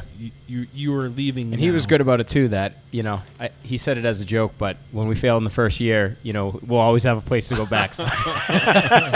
You're rubbing that in now. So you leave your full time job to go full in with Cracked. Yes. In 2020. Yeah, about a year after we opened. I joined full time.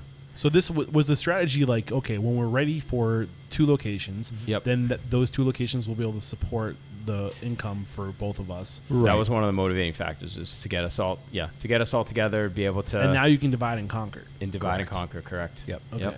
Yep. Awesome. So what was your role in the first year? Were you more about the creative in the back Yeah. end?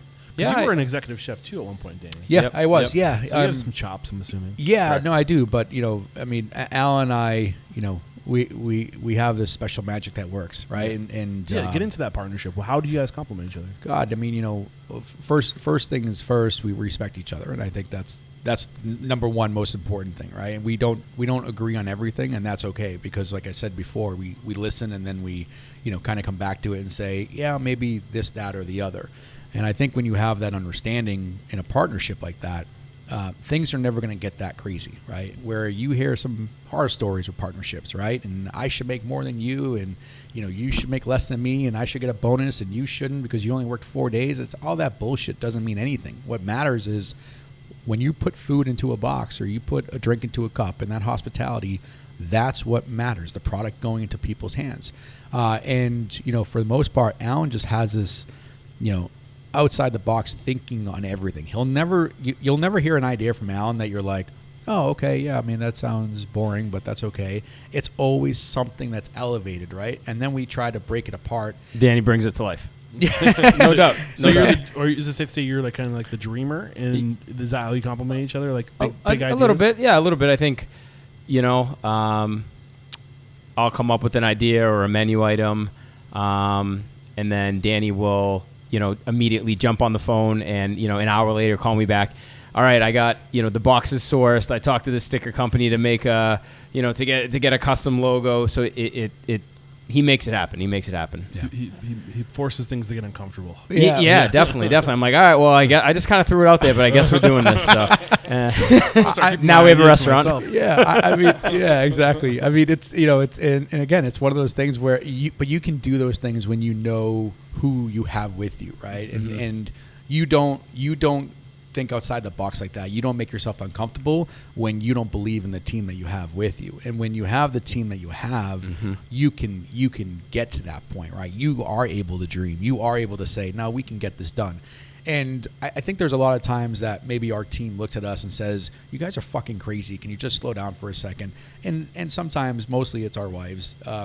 But, at the same time, it's a compliment to them because we sit here and go, yeah, no, we know it's crazy, but we still have you guys in our corner, right? And as long as you guys are in our corner, we can get this done. And then it's the team that helps us execute, and understand that, okay, in order to do this, these are the things that we need, right? In order to do this, the vendors need to step up and get this stuff done for us. And nothing's ever perfect and nothing is ever executed well. But I think believing in each other is what really creates that magic. I love that. So back, I think when we left off, we were talking to you, Alan. You were talking about you were leaving your full time with Kevin. You were at Burton's, correct? Right. No, you're Burton's. Ready. Yep, same. And then now you're full time. Location number 2. What were the challenges for you? Yeah, so I think when it comes to, on the personal side, obviously at that point, back to whatever it takes. I mean, all 4 of my wife, Danny, and Emma, his wife, we were all being paid by Cracked. Like, it was it. Like, it was kind of exciting because, we could make it what it is. The more successful the restaurant is, it directly impacted how successful and, whether we were able to get paid that month, right? But obviously on the other end of it, there was risk, and Danny certainly had to talk me off the ledge for a little while and and be a little bit of my counselor, because I do tend to I like to look at every angle of a problem. What was the fear for you? What was the anxiety? The things that had you on the edge? I mean, obviously the uncertainty that surrounded the world at that time, COVID. So I think that was any restaurant owner. I think that was always in the back of your mind is when is this going to end and what's it going to do to our restaurant? I think, I think that there was also on the flip side a lot of comfort in knowing that I had that partnership with those guys, and that we'd figure it out together. And do you guys got into the second location a year after? So in the middle of 2020. 20. You opened in 2019. No, right? 2 years. Yeah, two full years. Salem That's opened right. You 2 said full years. 2021. Yep. Thank you. Yeah, it was 2 full years. So we both we bumped into each other a little bit and both managed this restaurant for a year, but also, we spent a lot of time. And I don't think Danny referenced this, but Salem, the second location, we were hands-on in the construction. I mean, we were pulling tiles. We were painting walls. Cutting concrete. We were there every day. So we would come here. Was it out of necessity or choice? A little bit of both. I think that we saw a little bit of value. Hey, we could save a few bucks by painting it ourselves, but also, we were used to working until 10, 11 o'clock at night at full service. So when we closed up shop here at 4 o'clock, we're like, let's go over to Salem and pull some hours. And one thing that surprised us about Salem is we thought that it was going to be a quick fix, and we had brought the feeling team in, and they had said, what was broken? Well, nothing was really broken until we actually got in there and started to pull stuff back, right? Yeah. So all of a sudden you start pulling stuff back and you're like, well, this is really disgusting, and the tile doesn't work, right? Well, if we're going to take down this wall, we might as well take down that wall. Yeah. And if we're going to take down the ceiling, we might as well take down the entire ceiling. If we're going to change the HVAC, we might as well change all the HVAC. And if we're going to change the tile, we might as well change all the tile. And then it just rolls and rolls and rolls, and all of a sudden what you thought was going to be a $237,000 build-out is a $427,000 build-out. Yeah. And it's one of those things where it was right on the cusp where things started getting a little bit crazy on the inflation side. So we kind of caught a part of that as well. Well, good thing you guys aren't selling eggs, right? Yeah, right, exactly. So they were selling a lot of eggs. Yeah, So. for sure. And so it turned into kind of a bigger project than we wanted to be. But, it goes back to what I was saying about those relationships with those vendors, right? And Brett Phelan, I remember he was there on a Saturday night cutting the concrete with us. And he's like, I mean, I can hire someone for $12,000 or the 3 of us can do it. And it's like, no, the 3 of us we'll demo it. Yeah, we'll take rent it. Rent the dumpster. We got it. Yeah, and I remember, there was 2 nights that we had 15 of our crew members. They came up with us and they just started hammering stuff down, and we demoed that place in 2 days.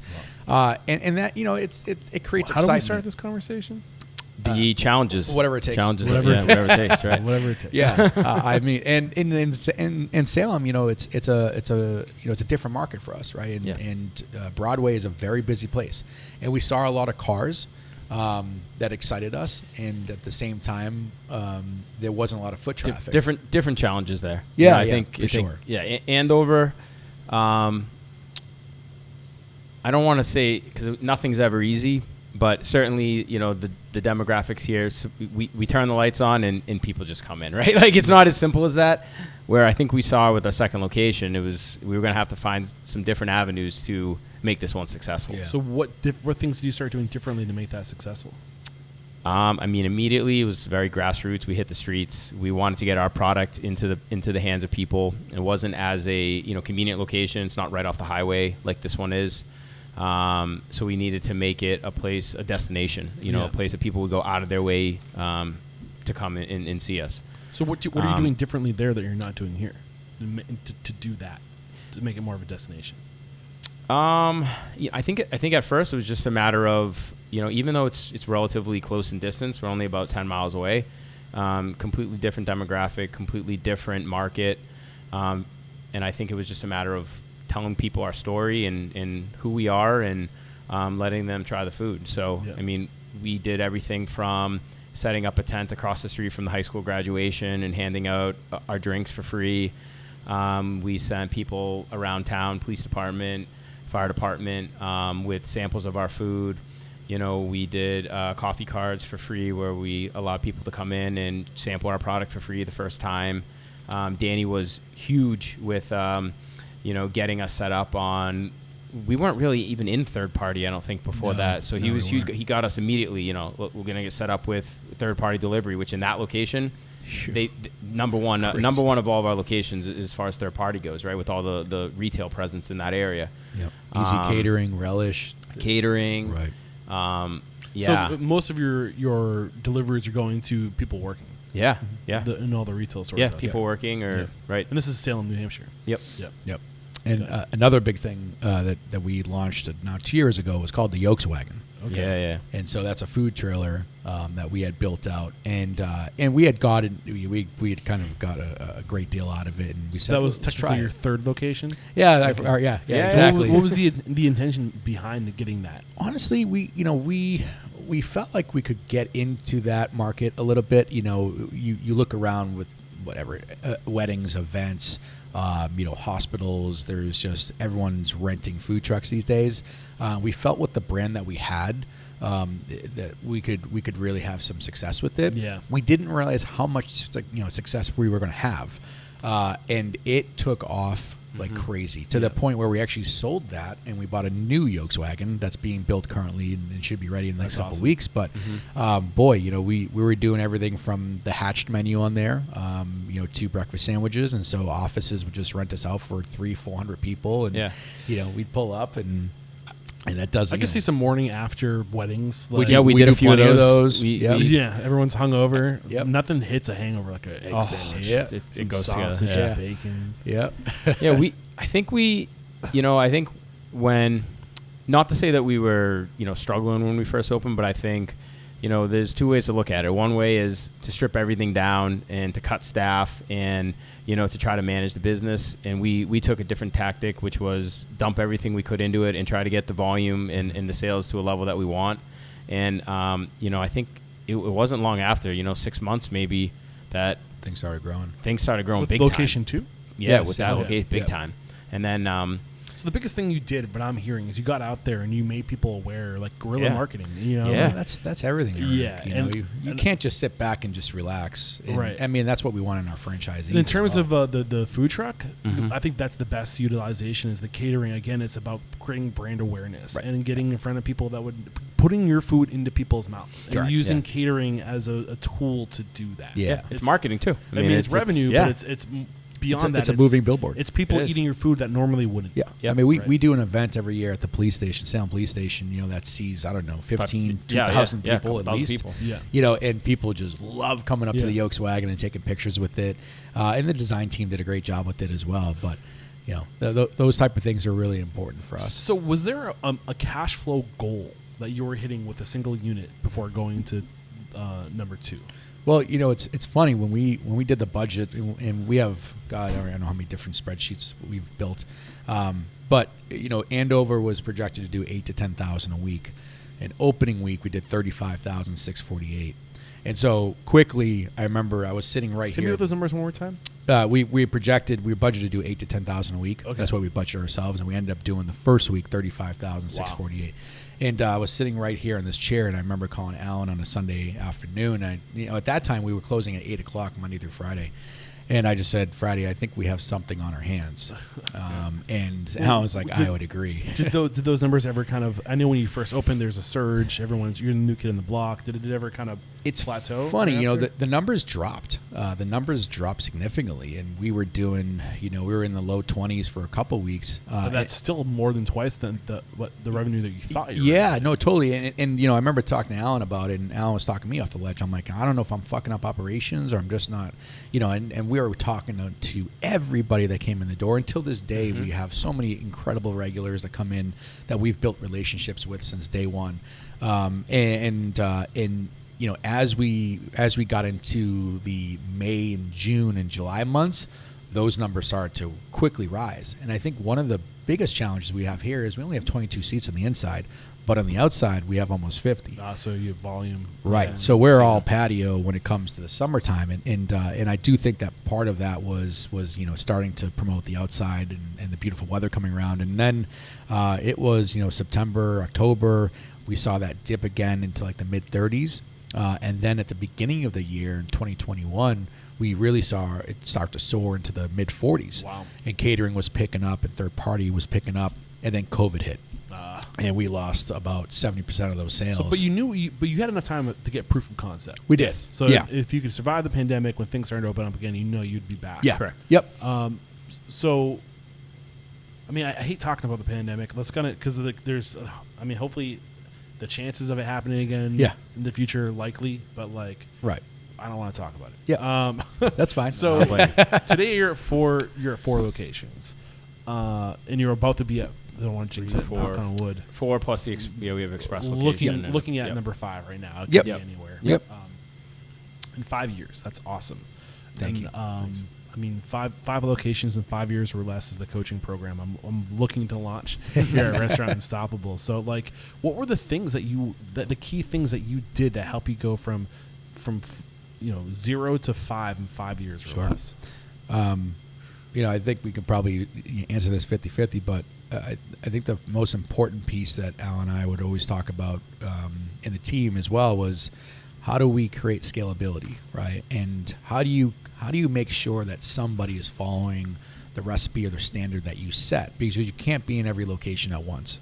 So if you don't set that standard, then there's no way to carry it. And so I remember when Alan had first come on, we talked a lot about, okay, what is going to be our operations systems that we use to help with recipe adherence, that helps with line checks, that helps carry that standard. And setting that first was the most important part. Create a scalable concept. If you can't create a scalable concept, don't even try it, because you're going to fail and it's going to piss you off. What makes the concept scalable? What were the things that you were going for to make sure this could scale? I mean, I think first it starts with the products that we offer, the sourcing of them. We would never, as much as we love to support local farms and things like that, we also we think realistically and we think big. And I think if we can find balance with using high quality ingredients that do support the values that we have, but also we can get them everywhere, right? Or at least in the markets that we're in, that's important to us. I think when we look at operations, finding technology that kind of suits our operation, that supports it. So things like we talked about, Fusion Prep. We also utilize communication platforms like Slack, where we can keep everyone on the same page and make sure that we're all focusing on and working on the same things.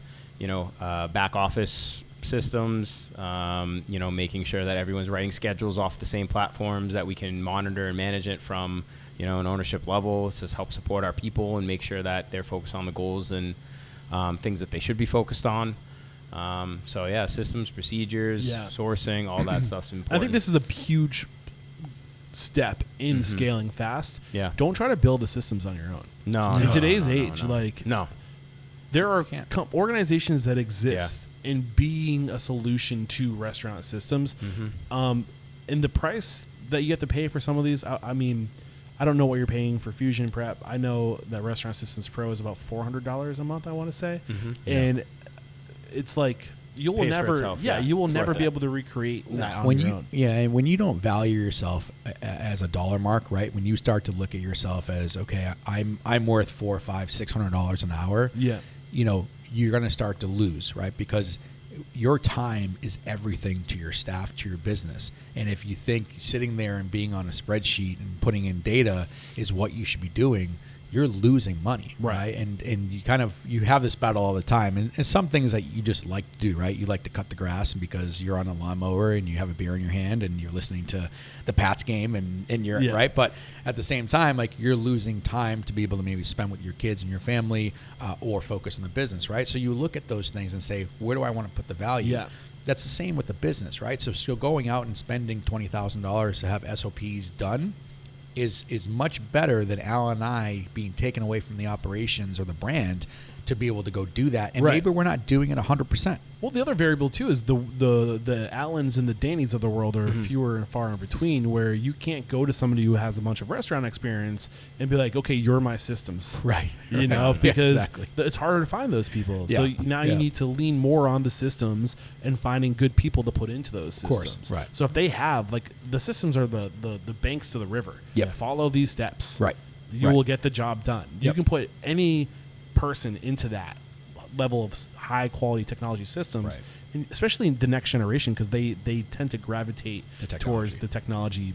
It's more intuitive for them. Anytime there's a failure in our operations, the first question we'll ask is, okay, we failed, but how do we make it right? How do we make it better? What's the root of the problem that's creating this issue? If it happens again, then it's like, okay, is it the operations or is it the person, right? And so it's always something we're trying to look at to continue to elevate, because the goal in business, in any business, especially restaurants, is to cancel out the variables, because there's variables every single day that happens, right? The heat doesn't turn on, the gas doesn't turn on, the equipment doesn't turn on, right? It's all about creating automation, using the tools in front of you to make sure that the PMs are being done, right? Because if you can create a preventive maintenance program that helps clean the ice machines and make sure your stovetops are working correctly, it might cost you $100 a month, but it's going to be a lot better than 2 years go by and all of a sudden it's going to cost you $7,000 to replace it, right? So it's really a lot of those details that get put into it, and that's something we try to teach our teams, you know, as we continue to expand and grow. So it's the working, and this is where, you know, when I start talking, you know, my role in this coaching program that we're going to be put together is to be focusing on culture. And I think that the language I want to start utilizing is things like language, looking at the way you talk about things and the rituals. Because you look at culture across any country, right? Any culture across the world, all these unique cultures have rituals and they speak a certain language. And I think by having rituals like PMs, right? Like these things like line checks. Yeah. These are rituals. Yeah. And that, like, you have to make, like, what's unique with a it's a reoccurring things, whether it's annual, monthly, or weekly. It's something that happens over and over and over again, and you don't even think about it. It's a part of your culture. Right. So I want to surface that. I think it's really important.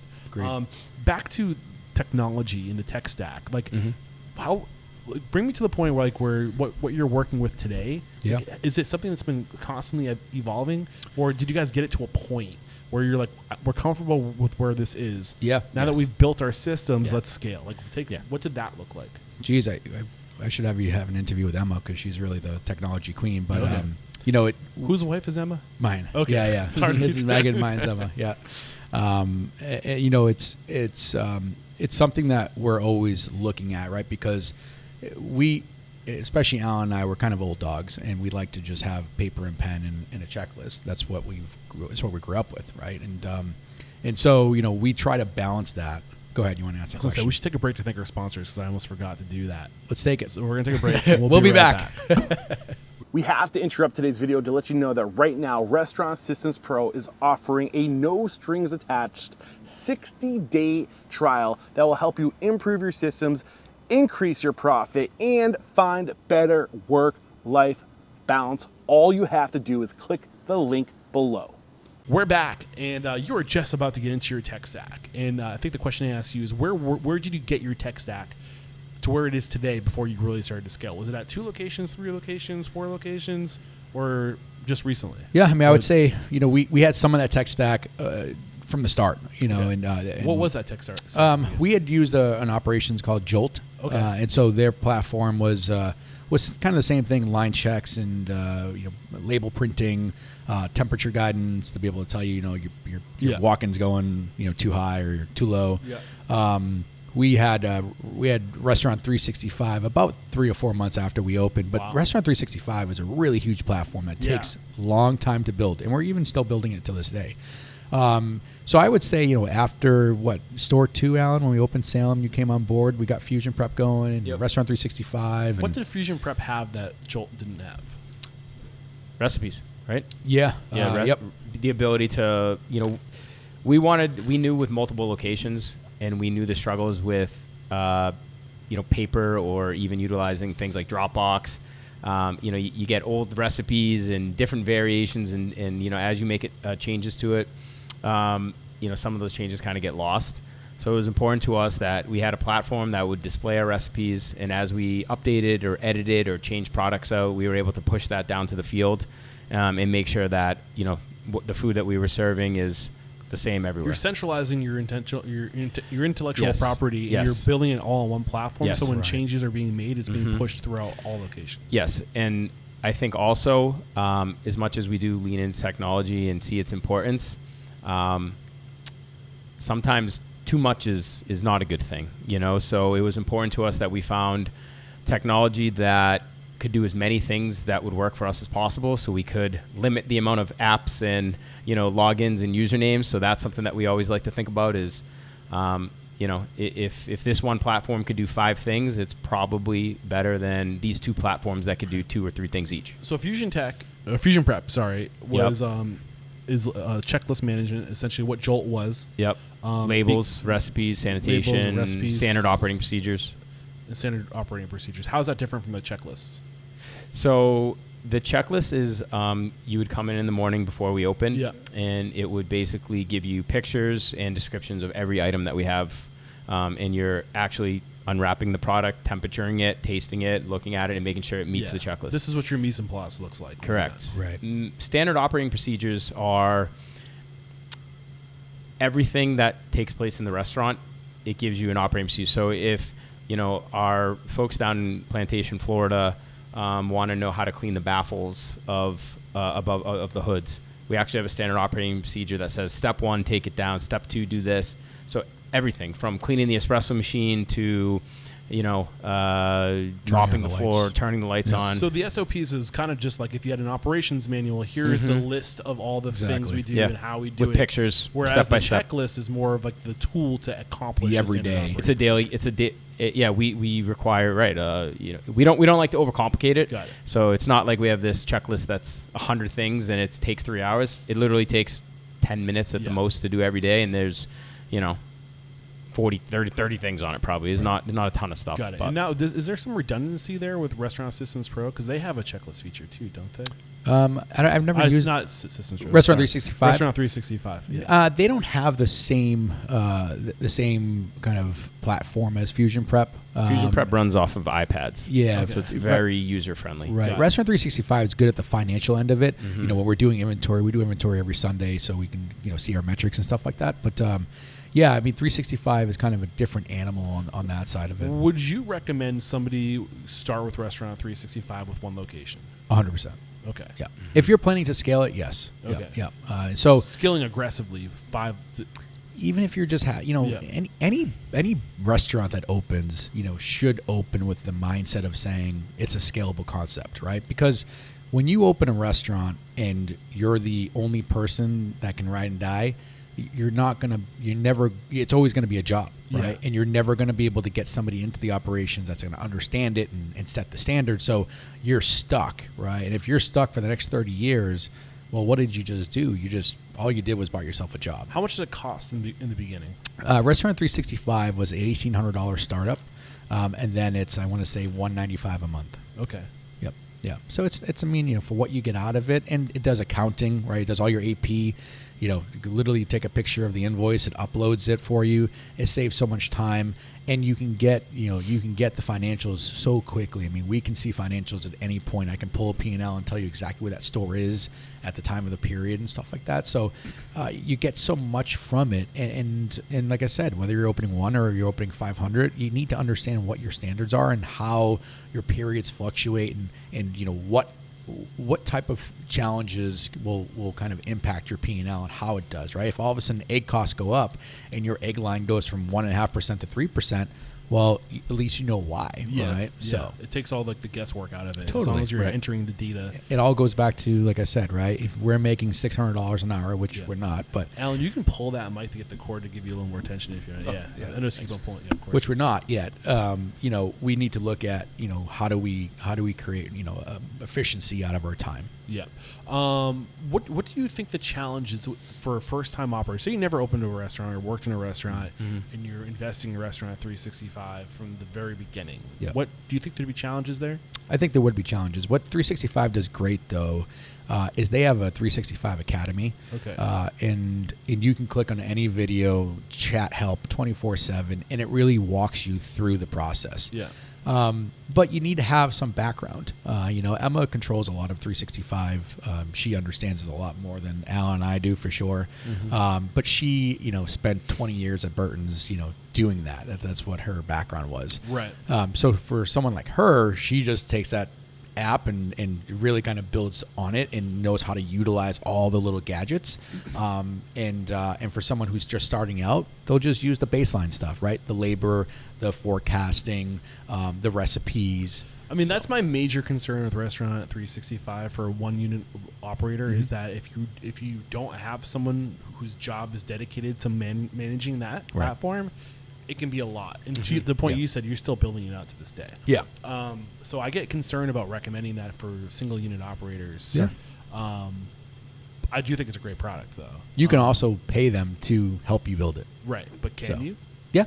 But I mean, like for a lot of single unit operators. Right. If you're looking to use the save some money. No, of course. Right. So like, I think it's a great tool. Don't get me wrong. I wonder if it's more than most single unit operators can handle. I think you were fortunate to have a wife and partner who had experience with that and could own it. Yeah, right? Of course. Like, where would you be without that? Oh, we would be screwed. But yeah, that's a whole other story. Right. I think that's the only reason why I recommend it. And they are a sponsor of Full Transparency, but I'm really being in the future as proactive as possible with really getting into relationships that I feel good about. Right. And that's why I love Restaurant Systems Pro, is because I feel like it's in reach for more single unit operators. Yeah. Because it's not as, I don't know what word to use. I've heard that you would need to do a degrey to get into Restaurant 365. Yeah. And if you're trying to run a restaurant and manage all those little details, it could be a lot. Yeah, it's a lot. Yeah.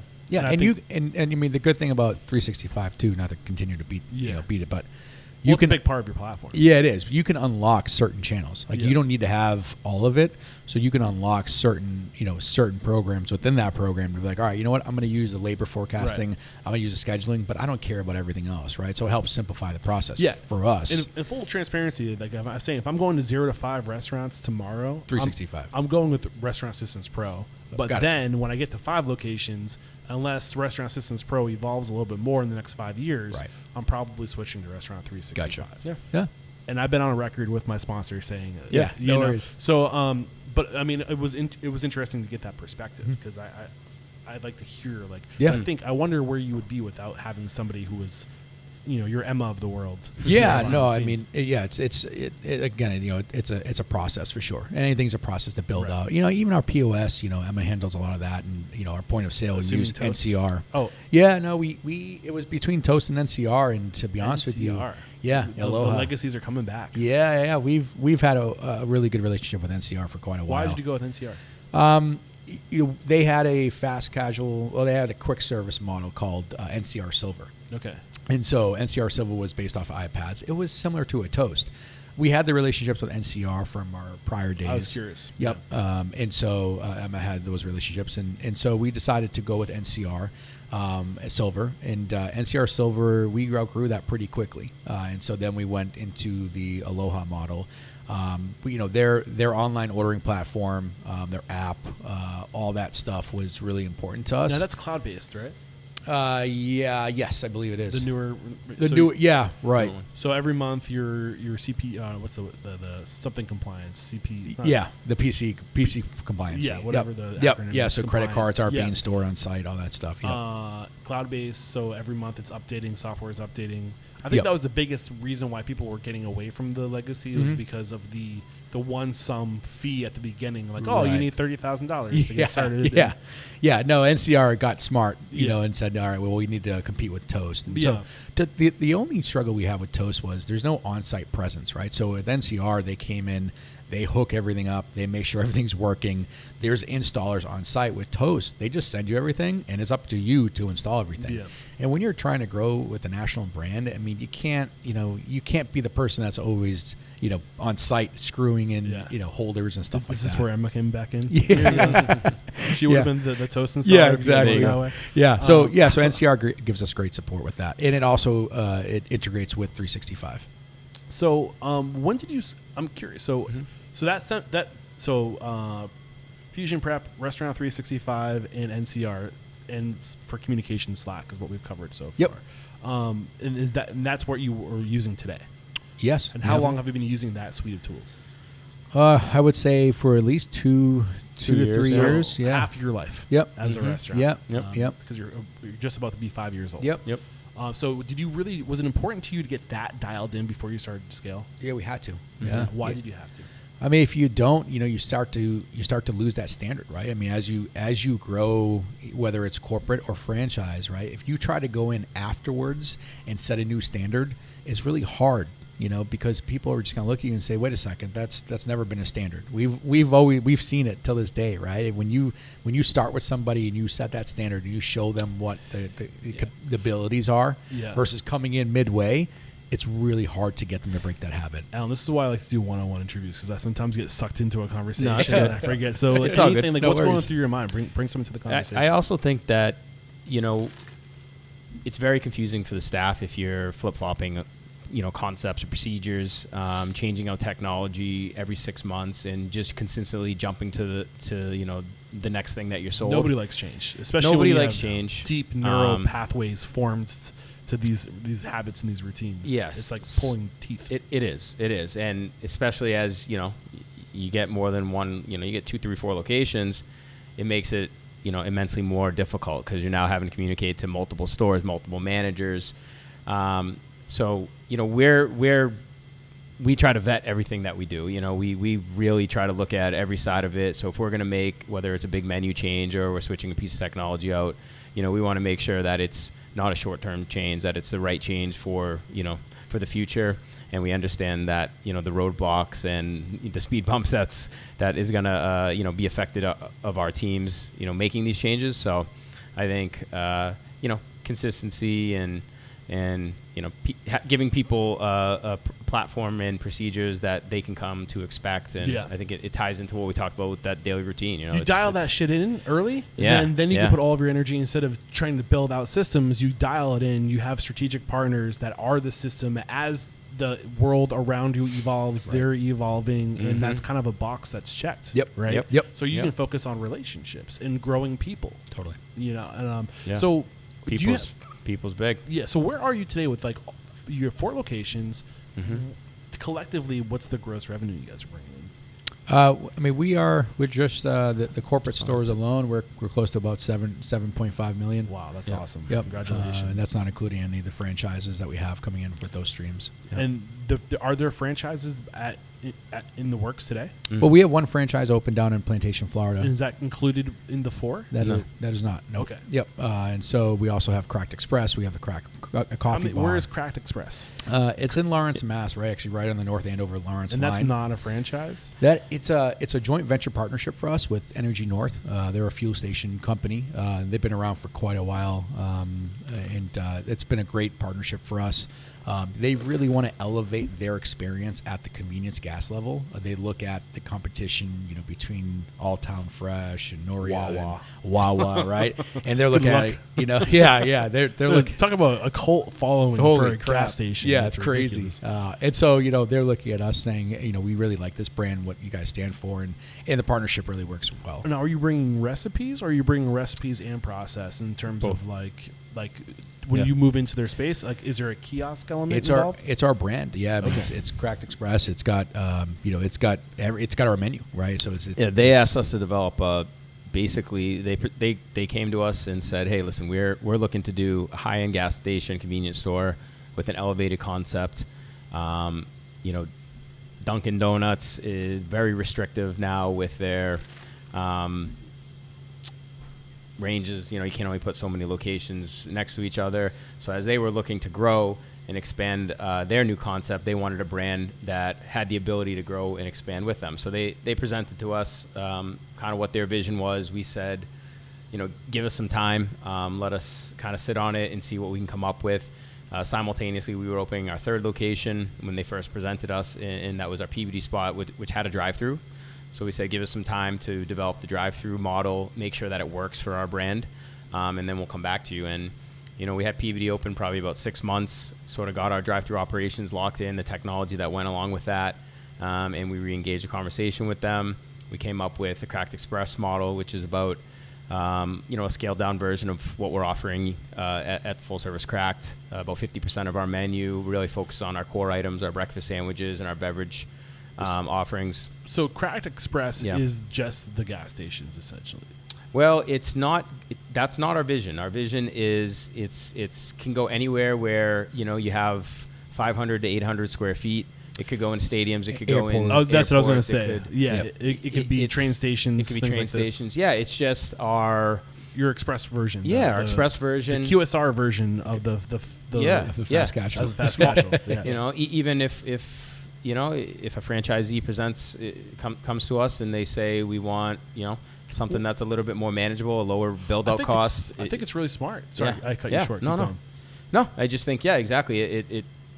It allows us to be a little bit more mobile with the brand. Go ahead. Well, the train of thought that I had was you build these things out while you're still a small company. It makes you more appealing for opportunity into investors. Yes, of course. You have the strategy we're small now, but this is the malleability of our brand. We don't like to say no. We like to diversify. Some of the things we touched on right when we started here, we have our iron in a lot of fires. We don't know. Not everything works, but you got to be like water. When there's the opportunity, can we fit into that opportunity? Yes. Well, maybe not the full the fast casual version. Right. That's prime for Express. Right. Yeah, they came to us recently where they had a new location that they were building down in the water down in Gloucester, and it didn't have room for the 800 square feet with the hood. Yeah. But they wanted to have coffee, and they wanted to have higher end coffee. So Danny got to work and developed a kind of a build out where we could do a cracked barista bar. We went and looked at some bean to cup machines, something that would fit our offer that was still high end and wasn't the old school air pots sitting with stale coffee for 3 hours. It was a fresh cup of coffee that was made utilizing technology. A guest can come in, hit a button, and it fits the same. Does that thing just go off randomly? Yeah, what's going on? It's the second time the music just... No, when the things happen like this, I just think it's funny to talk about it. Problems with recording in a restaurant. Yeah, this thing is just bumping through the night, huh? Oh, yeah. You guys coming in the morning, the music is jamming. That's how you wake up at 5 a.m. Right. So you said $7 million between, was that the 4 brick and mortars and the Express? Is that through all channels? No, that's just the corporate stores. Yeah, we do. Yep. Just I mean, it's probably if you add in the franchises, we're close to 8. Okay, yep. And then you're not including the Express. Yeah, that would be the Express is like a franchise. Okay, it's just a JVP. And how many Expresses are there right now? Right now, there's just one, and then there's one coffee bar. We're planning to launch 30 in the next 18 months of the coffee bars, and we're opening our second Cracked Express in Plymouth, Mass. So the partners, you guys started as partners when from day one. You were partners, right? Yep. There was 2 partners, or were there 4 partners?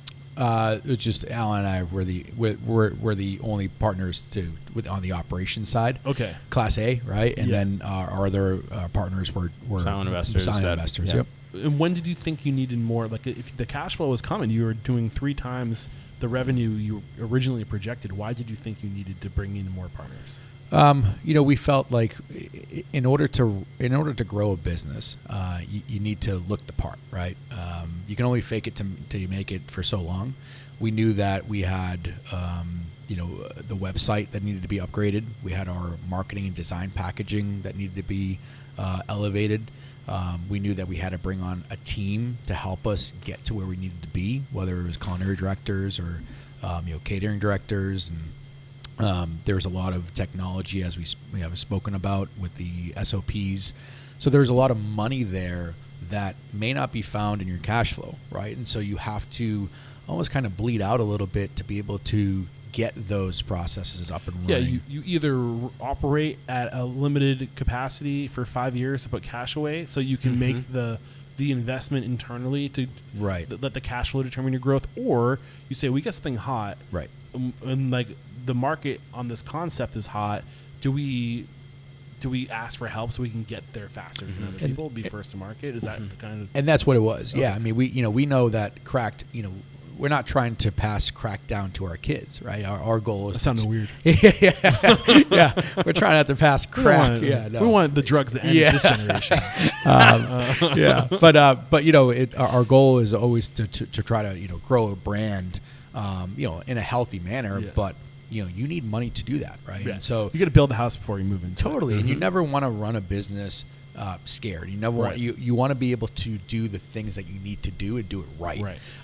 And that's one thing that we've always done. We never take the shortcut. We never take the cheap way. Yeah. We always take the expensive way, and it works. Yeah, and talking about like Restaurant Unstoppable and our evolution, like I spent the past 10 years really focusing on going from like 1 to 5 locations. Yep. Because in my mind, that we needed more restaurants in the world that were like small operators. But the more I opened myself up and educated myself, it's like 5 isn't really, you really need to be able to create opportunity for people and stability and security for people. Like you need cash flow and you need to get beyond that 5. Yeah. I think I'd like to see a world of operators operating in the 10 to 30 location ballpark. I think that's a really great like regional model that creates opportunity. What's going through your mind? No, I was going to say, we always talk about this, the ugly duckling stage, right? Yeah. And you get stuck in that ugly duckling stage because, you can make more money having 2 restaurants than having 3 restaurants, but then you make more money or having 4 restaurants. But when you have 5 and 6 restaurants, now you're losing money. Well, but because it's a completely different business model. Yeah, that's what I mean, right? Yeah.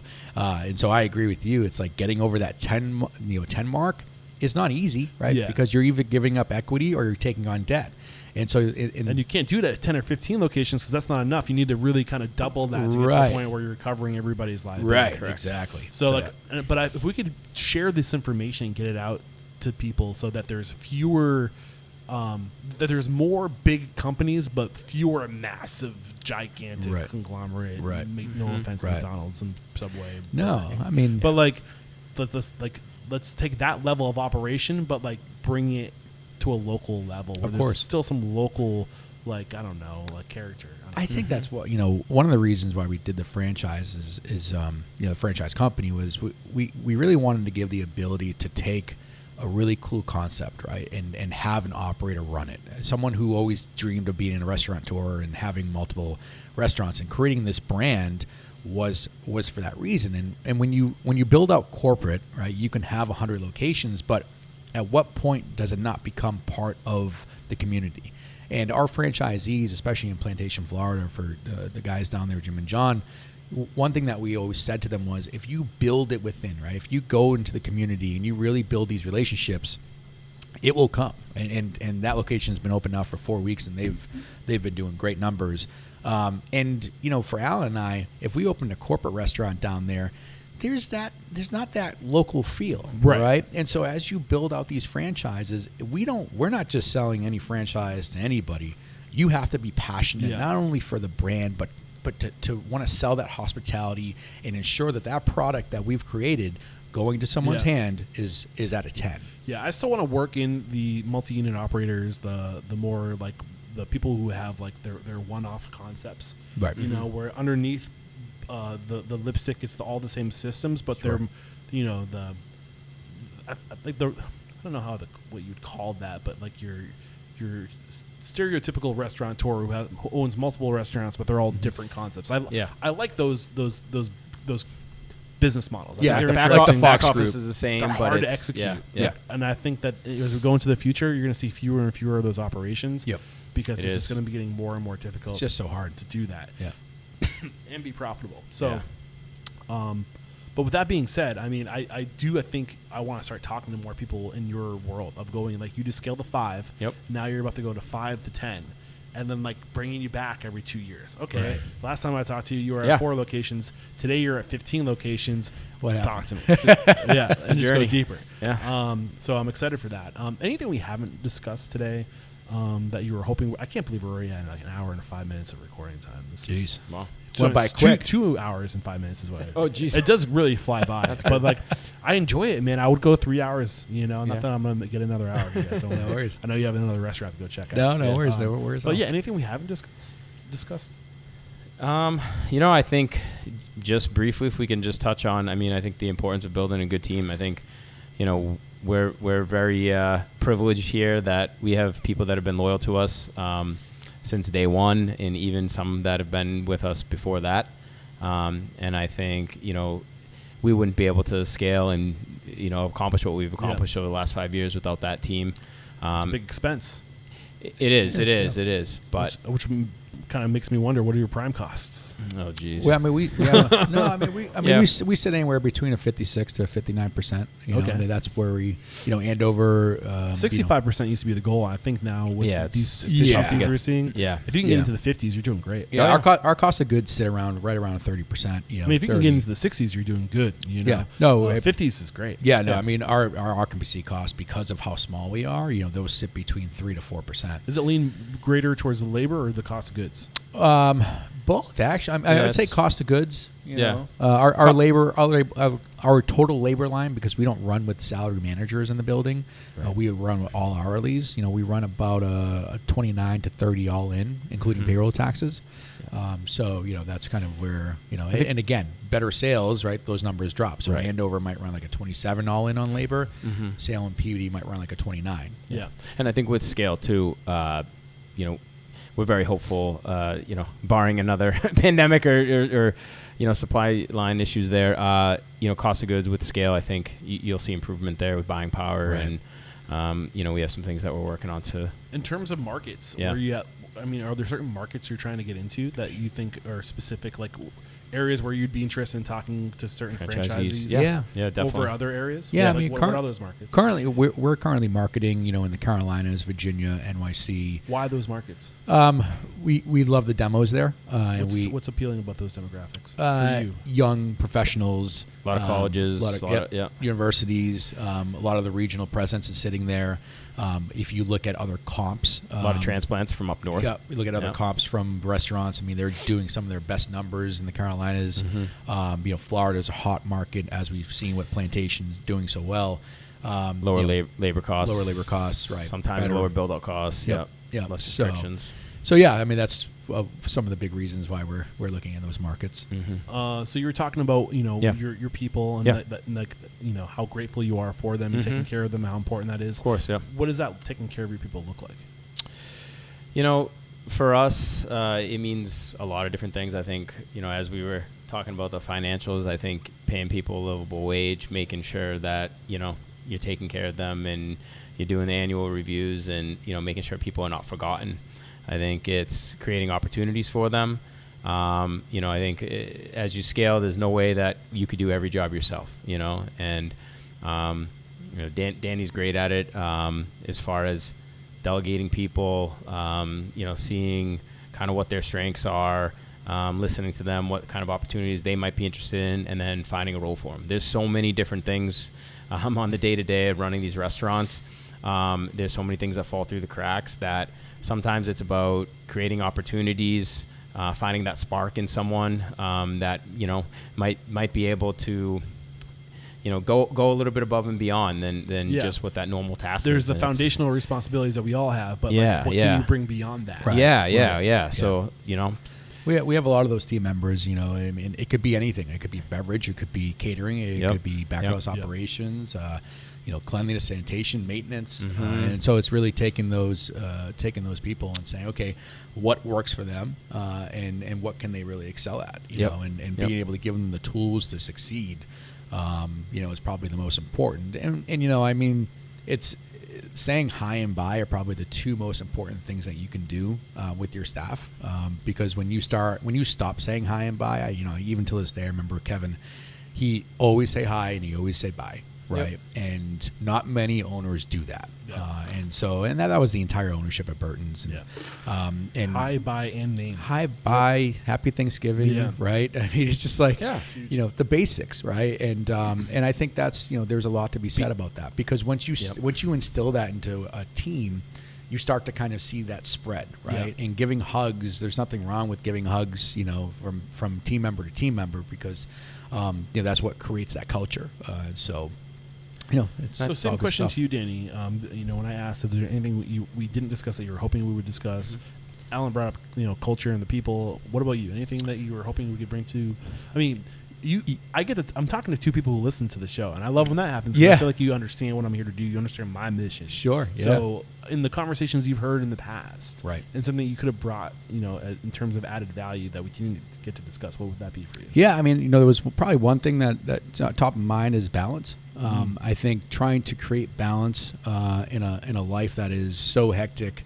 It really comes down to having each other's backs, and I think for both Alan and I, and we obviously have wives and kids, not every day is perfect, and you got kids that might be sick, you got kids that get called out of school, you got people that just need help, and I think trying to understand and find the balance between both families, right? And that's what we're here for. We're here to support. The last year has been a hell of a year, and Alan has been there to support us through that entire process, right? And so when you have something like that, when you have somebody that gives you the ability to have balance, it really gives you peace of mind. And I think in any partnership, or even just one person that's looking to open a restaurant, jump into a business, you have to be able to find the balance to say, okay, there's me time. There's time for the business. There's time for my staff, and time for the family, right? And me time is so important, because without that, you're not able to settle back down and truly understand what you're capturing. For me, it was always about the business. And finally, my wife sat me down and said, "What the fuck are you doing? Yeah. You got to find some time for yourself. You're overweight. You look like shit." Right? Get with the program. Thanks, honey. Thanks. I appreciate it. Right. But it's true, right? Because when you start to respect yourself, it's much easier to respect the people around you. Yeah. Right. And so if you're not portraying this person who's having balance, how can you tell someone else to have balance? How can you tell someone else to shave and look good and be presentable if you just walk around looking, baggy eyes and like crap? It is our job in this industry to lift people up, and we can only lift them up to our level. Correct. Right. Yeah. 100%. Yeah. And it's a great way to say it. But yeah. That's awesome. What I got. I am curious, before we wrap it up. We talked about guerrilla marketing and how you got started. Mm-hmm. I do see that you're using website by Marian Gold. Marian Gold. Yep. First time I've seen that website. And I also see that you have an app. So what are your partners there? Yeah, so Marian Gold used to be called Raindrop. Nicole and the team over there, they do an incredible job of... Is it like a boutique? Thinking outside the box. They're out of San Diego. Yeah, okay. They're from San Diego. Custom websites. Yeah, we met them just about 2 years ago, and they really helped to develop our brand package, right? Okay. And, the colors, the fonts, the logo, and what you're not going to do with the logo and what you do with the logo. They helped us do the Yolkswagon. I mean, they've done so much stuff, and Emma works with them. Emma and Brooke work with them more than we do, but they don't do your app, do you? No, NCR does our app. Okay. Yeah, so NCR, it's a base app, and then we just implement all of our colors and fonts and stuff like that. So Emma and that crew built that up. But yeah, I mean, they do a great job of really thinking outside the box. I remember when our initial conversation with them, you know, we had a Zoom call, and they were just asking us the weirdest questions, but it got a lot out of you. You know, it was like, what's your favorite animal, or you know, who's your trying favorite? To get an idea of who you are. Yeah, or you know, if Cracked was a person, who would it be? Yeah. Actor, something like actor, that, right. And I yeah, think we it's said a brain The Rock. guide. Yeah. So I'm actually literally going through this process right now. I'm working with people to relaunch Restaurant Unstoppable. That's great. And we're going through. We're trying to really fine tune the brand. Yeah. So yeah, I totally get it. No, they were great. We'd recommend them. Yeah. No, good they to were work with. They were great High to work quality. with. Awesome, for sure. I think we can start to wrap it up. So I'm going to ask you these questions. I don't know how you guys want to handle it. You can choose to delegate, or you know, you can both answer. Sure. The first question I have for you is: what is one thing about your business, a value, a process, a system, something that's uncommon that makes you truly unstoppable? You know, it truly it truly is the people, because the people is what makes everything happen. So what is it about your people that makes your business unstoppable? God, you know, they lift us up, right? They show us what's possible. And you know, anytime you walk into our building, there's a sense of pride that they take in ensuring that our product that we've built so hard to create is going out the door. And when you see that, there's nothing in the world that's going to stop you from growing. How did you create this level of give a fuck? You know, I think that you need to teach people the story, and you need to inspire them, you know, and I think when you're really, really passionate about your business, and, you know, you show that on a day-to-day basis, part of it is just showing up and being present. And, you know, as Danny said, it's poking your nose in things, it's saying hi to people, it's asking questions. I think inspiring them, knowing you care, I think them seeing the business succeed and having hope for the future, I think is huge as well. So I think everybody likes to grow. Everyone likes a challenge. I mean, we just recently brought, you know, 8 of our staff members down to Florida to open that location. We had a blast. We had fun. And it was inspiring for me. I hope it was inspiring for them. But I think, you know, those go a long way. Yep. Did you want to add something that cut you short? Yeah, I remember. So the other thing I think that makes us unstoppable, I think, is, you know, our varied experiences and sort of the expertises that we have that bring that to the table. I think between, you know, we touched on this interview, Emma and her expertise with the administration, with technology. You know, Danny, he's got experience in everything, but he's a numbers guru. You know, the guy, he doesn't look like it, but he'll crank out spreadsheets, budgets. You know, unbelievable. My wife Megan, you know, she did an internship at Disney. She has that hospitality gene. I almost went to Disney with my brother. Did you? Right now, we were supposed to go. No way. I'm saving for an RV, Joe. Yeah. There's nobody better than hospitality than Megan. I can guarantee you that. She does not let anyone walk in the door without a huge hello. Yeah. And definitely holds that standard when it comes to it's one of the reasons why Andover was so successful.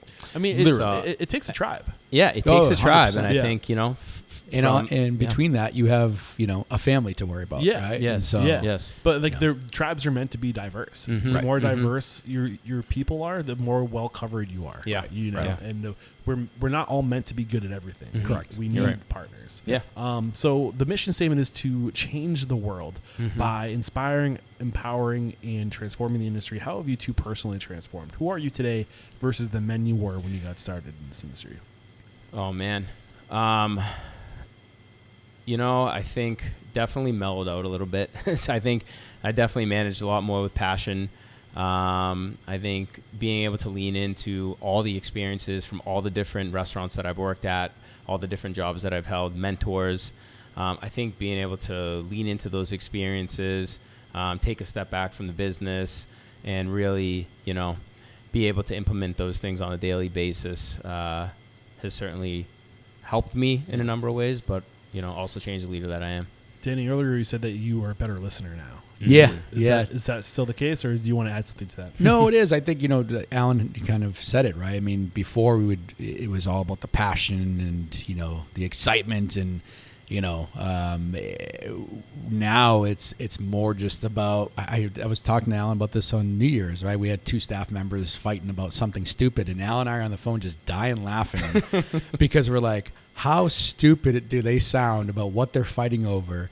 And we're just laughing. And I was saying, Alan, it's funny. 3 years ago, I would have hung up the phone and called him and, what the fuck are you doing? Why are you doing this? And it's just like, you're just laughing because you understand it, and it's 2 passionate people just fighting over something that's so stupid. Right. And so you let it play out. What are they fighting over? Oh my God. We won't say names. We won't say names, but something stupid about an order that needed to be placed and it didn't get placed on time. And then he was asking the other one for product and he said, go fuck yourself. And it's just like, you just laugh because it's just like, the personalities involved and you just laugh. And they were also hugging like the day later. Yeah.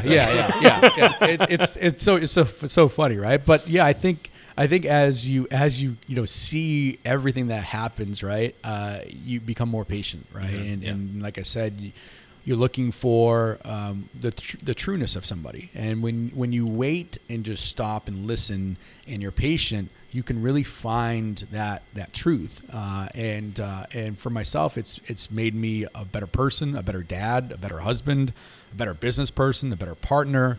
And it's all about just kind of, bettering yourself because you're never perfect, right? And every day you learn something new, and every day I'm going to drive home and say, shit, how could that interview gotten better? Maybe I could have said something better. And, but at the end of the day, right, we do what we can. And as long as you're striving to be the best person that you can be, then I think that you'll end up making the world a better place. Because if you can just help one person and inspire them to be a better person, you've done your job. I love that.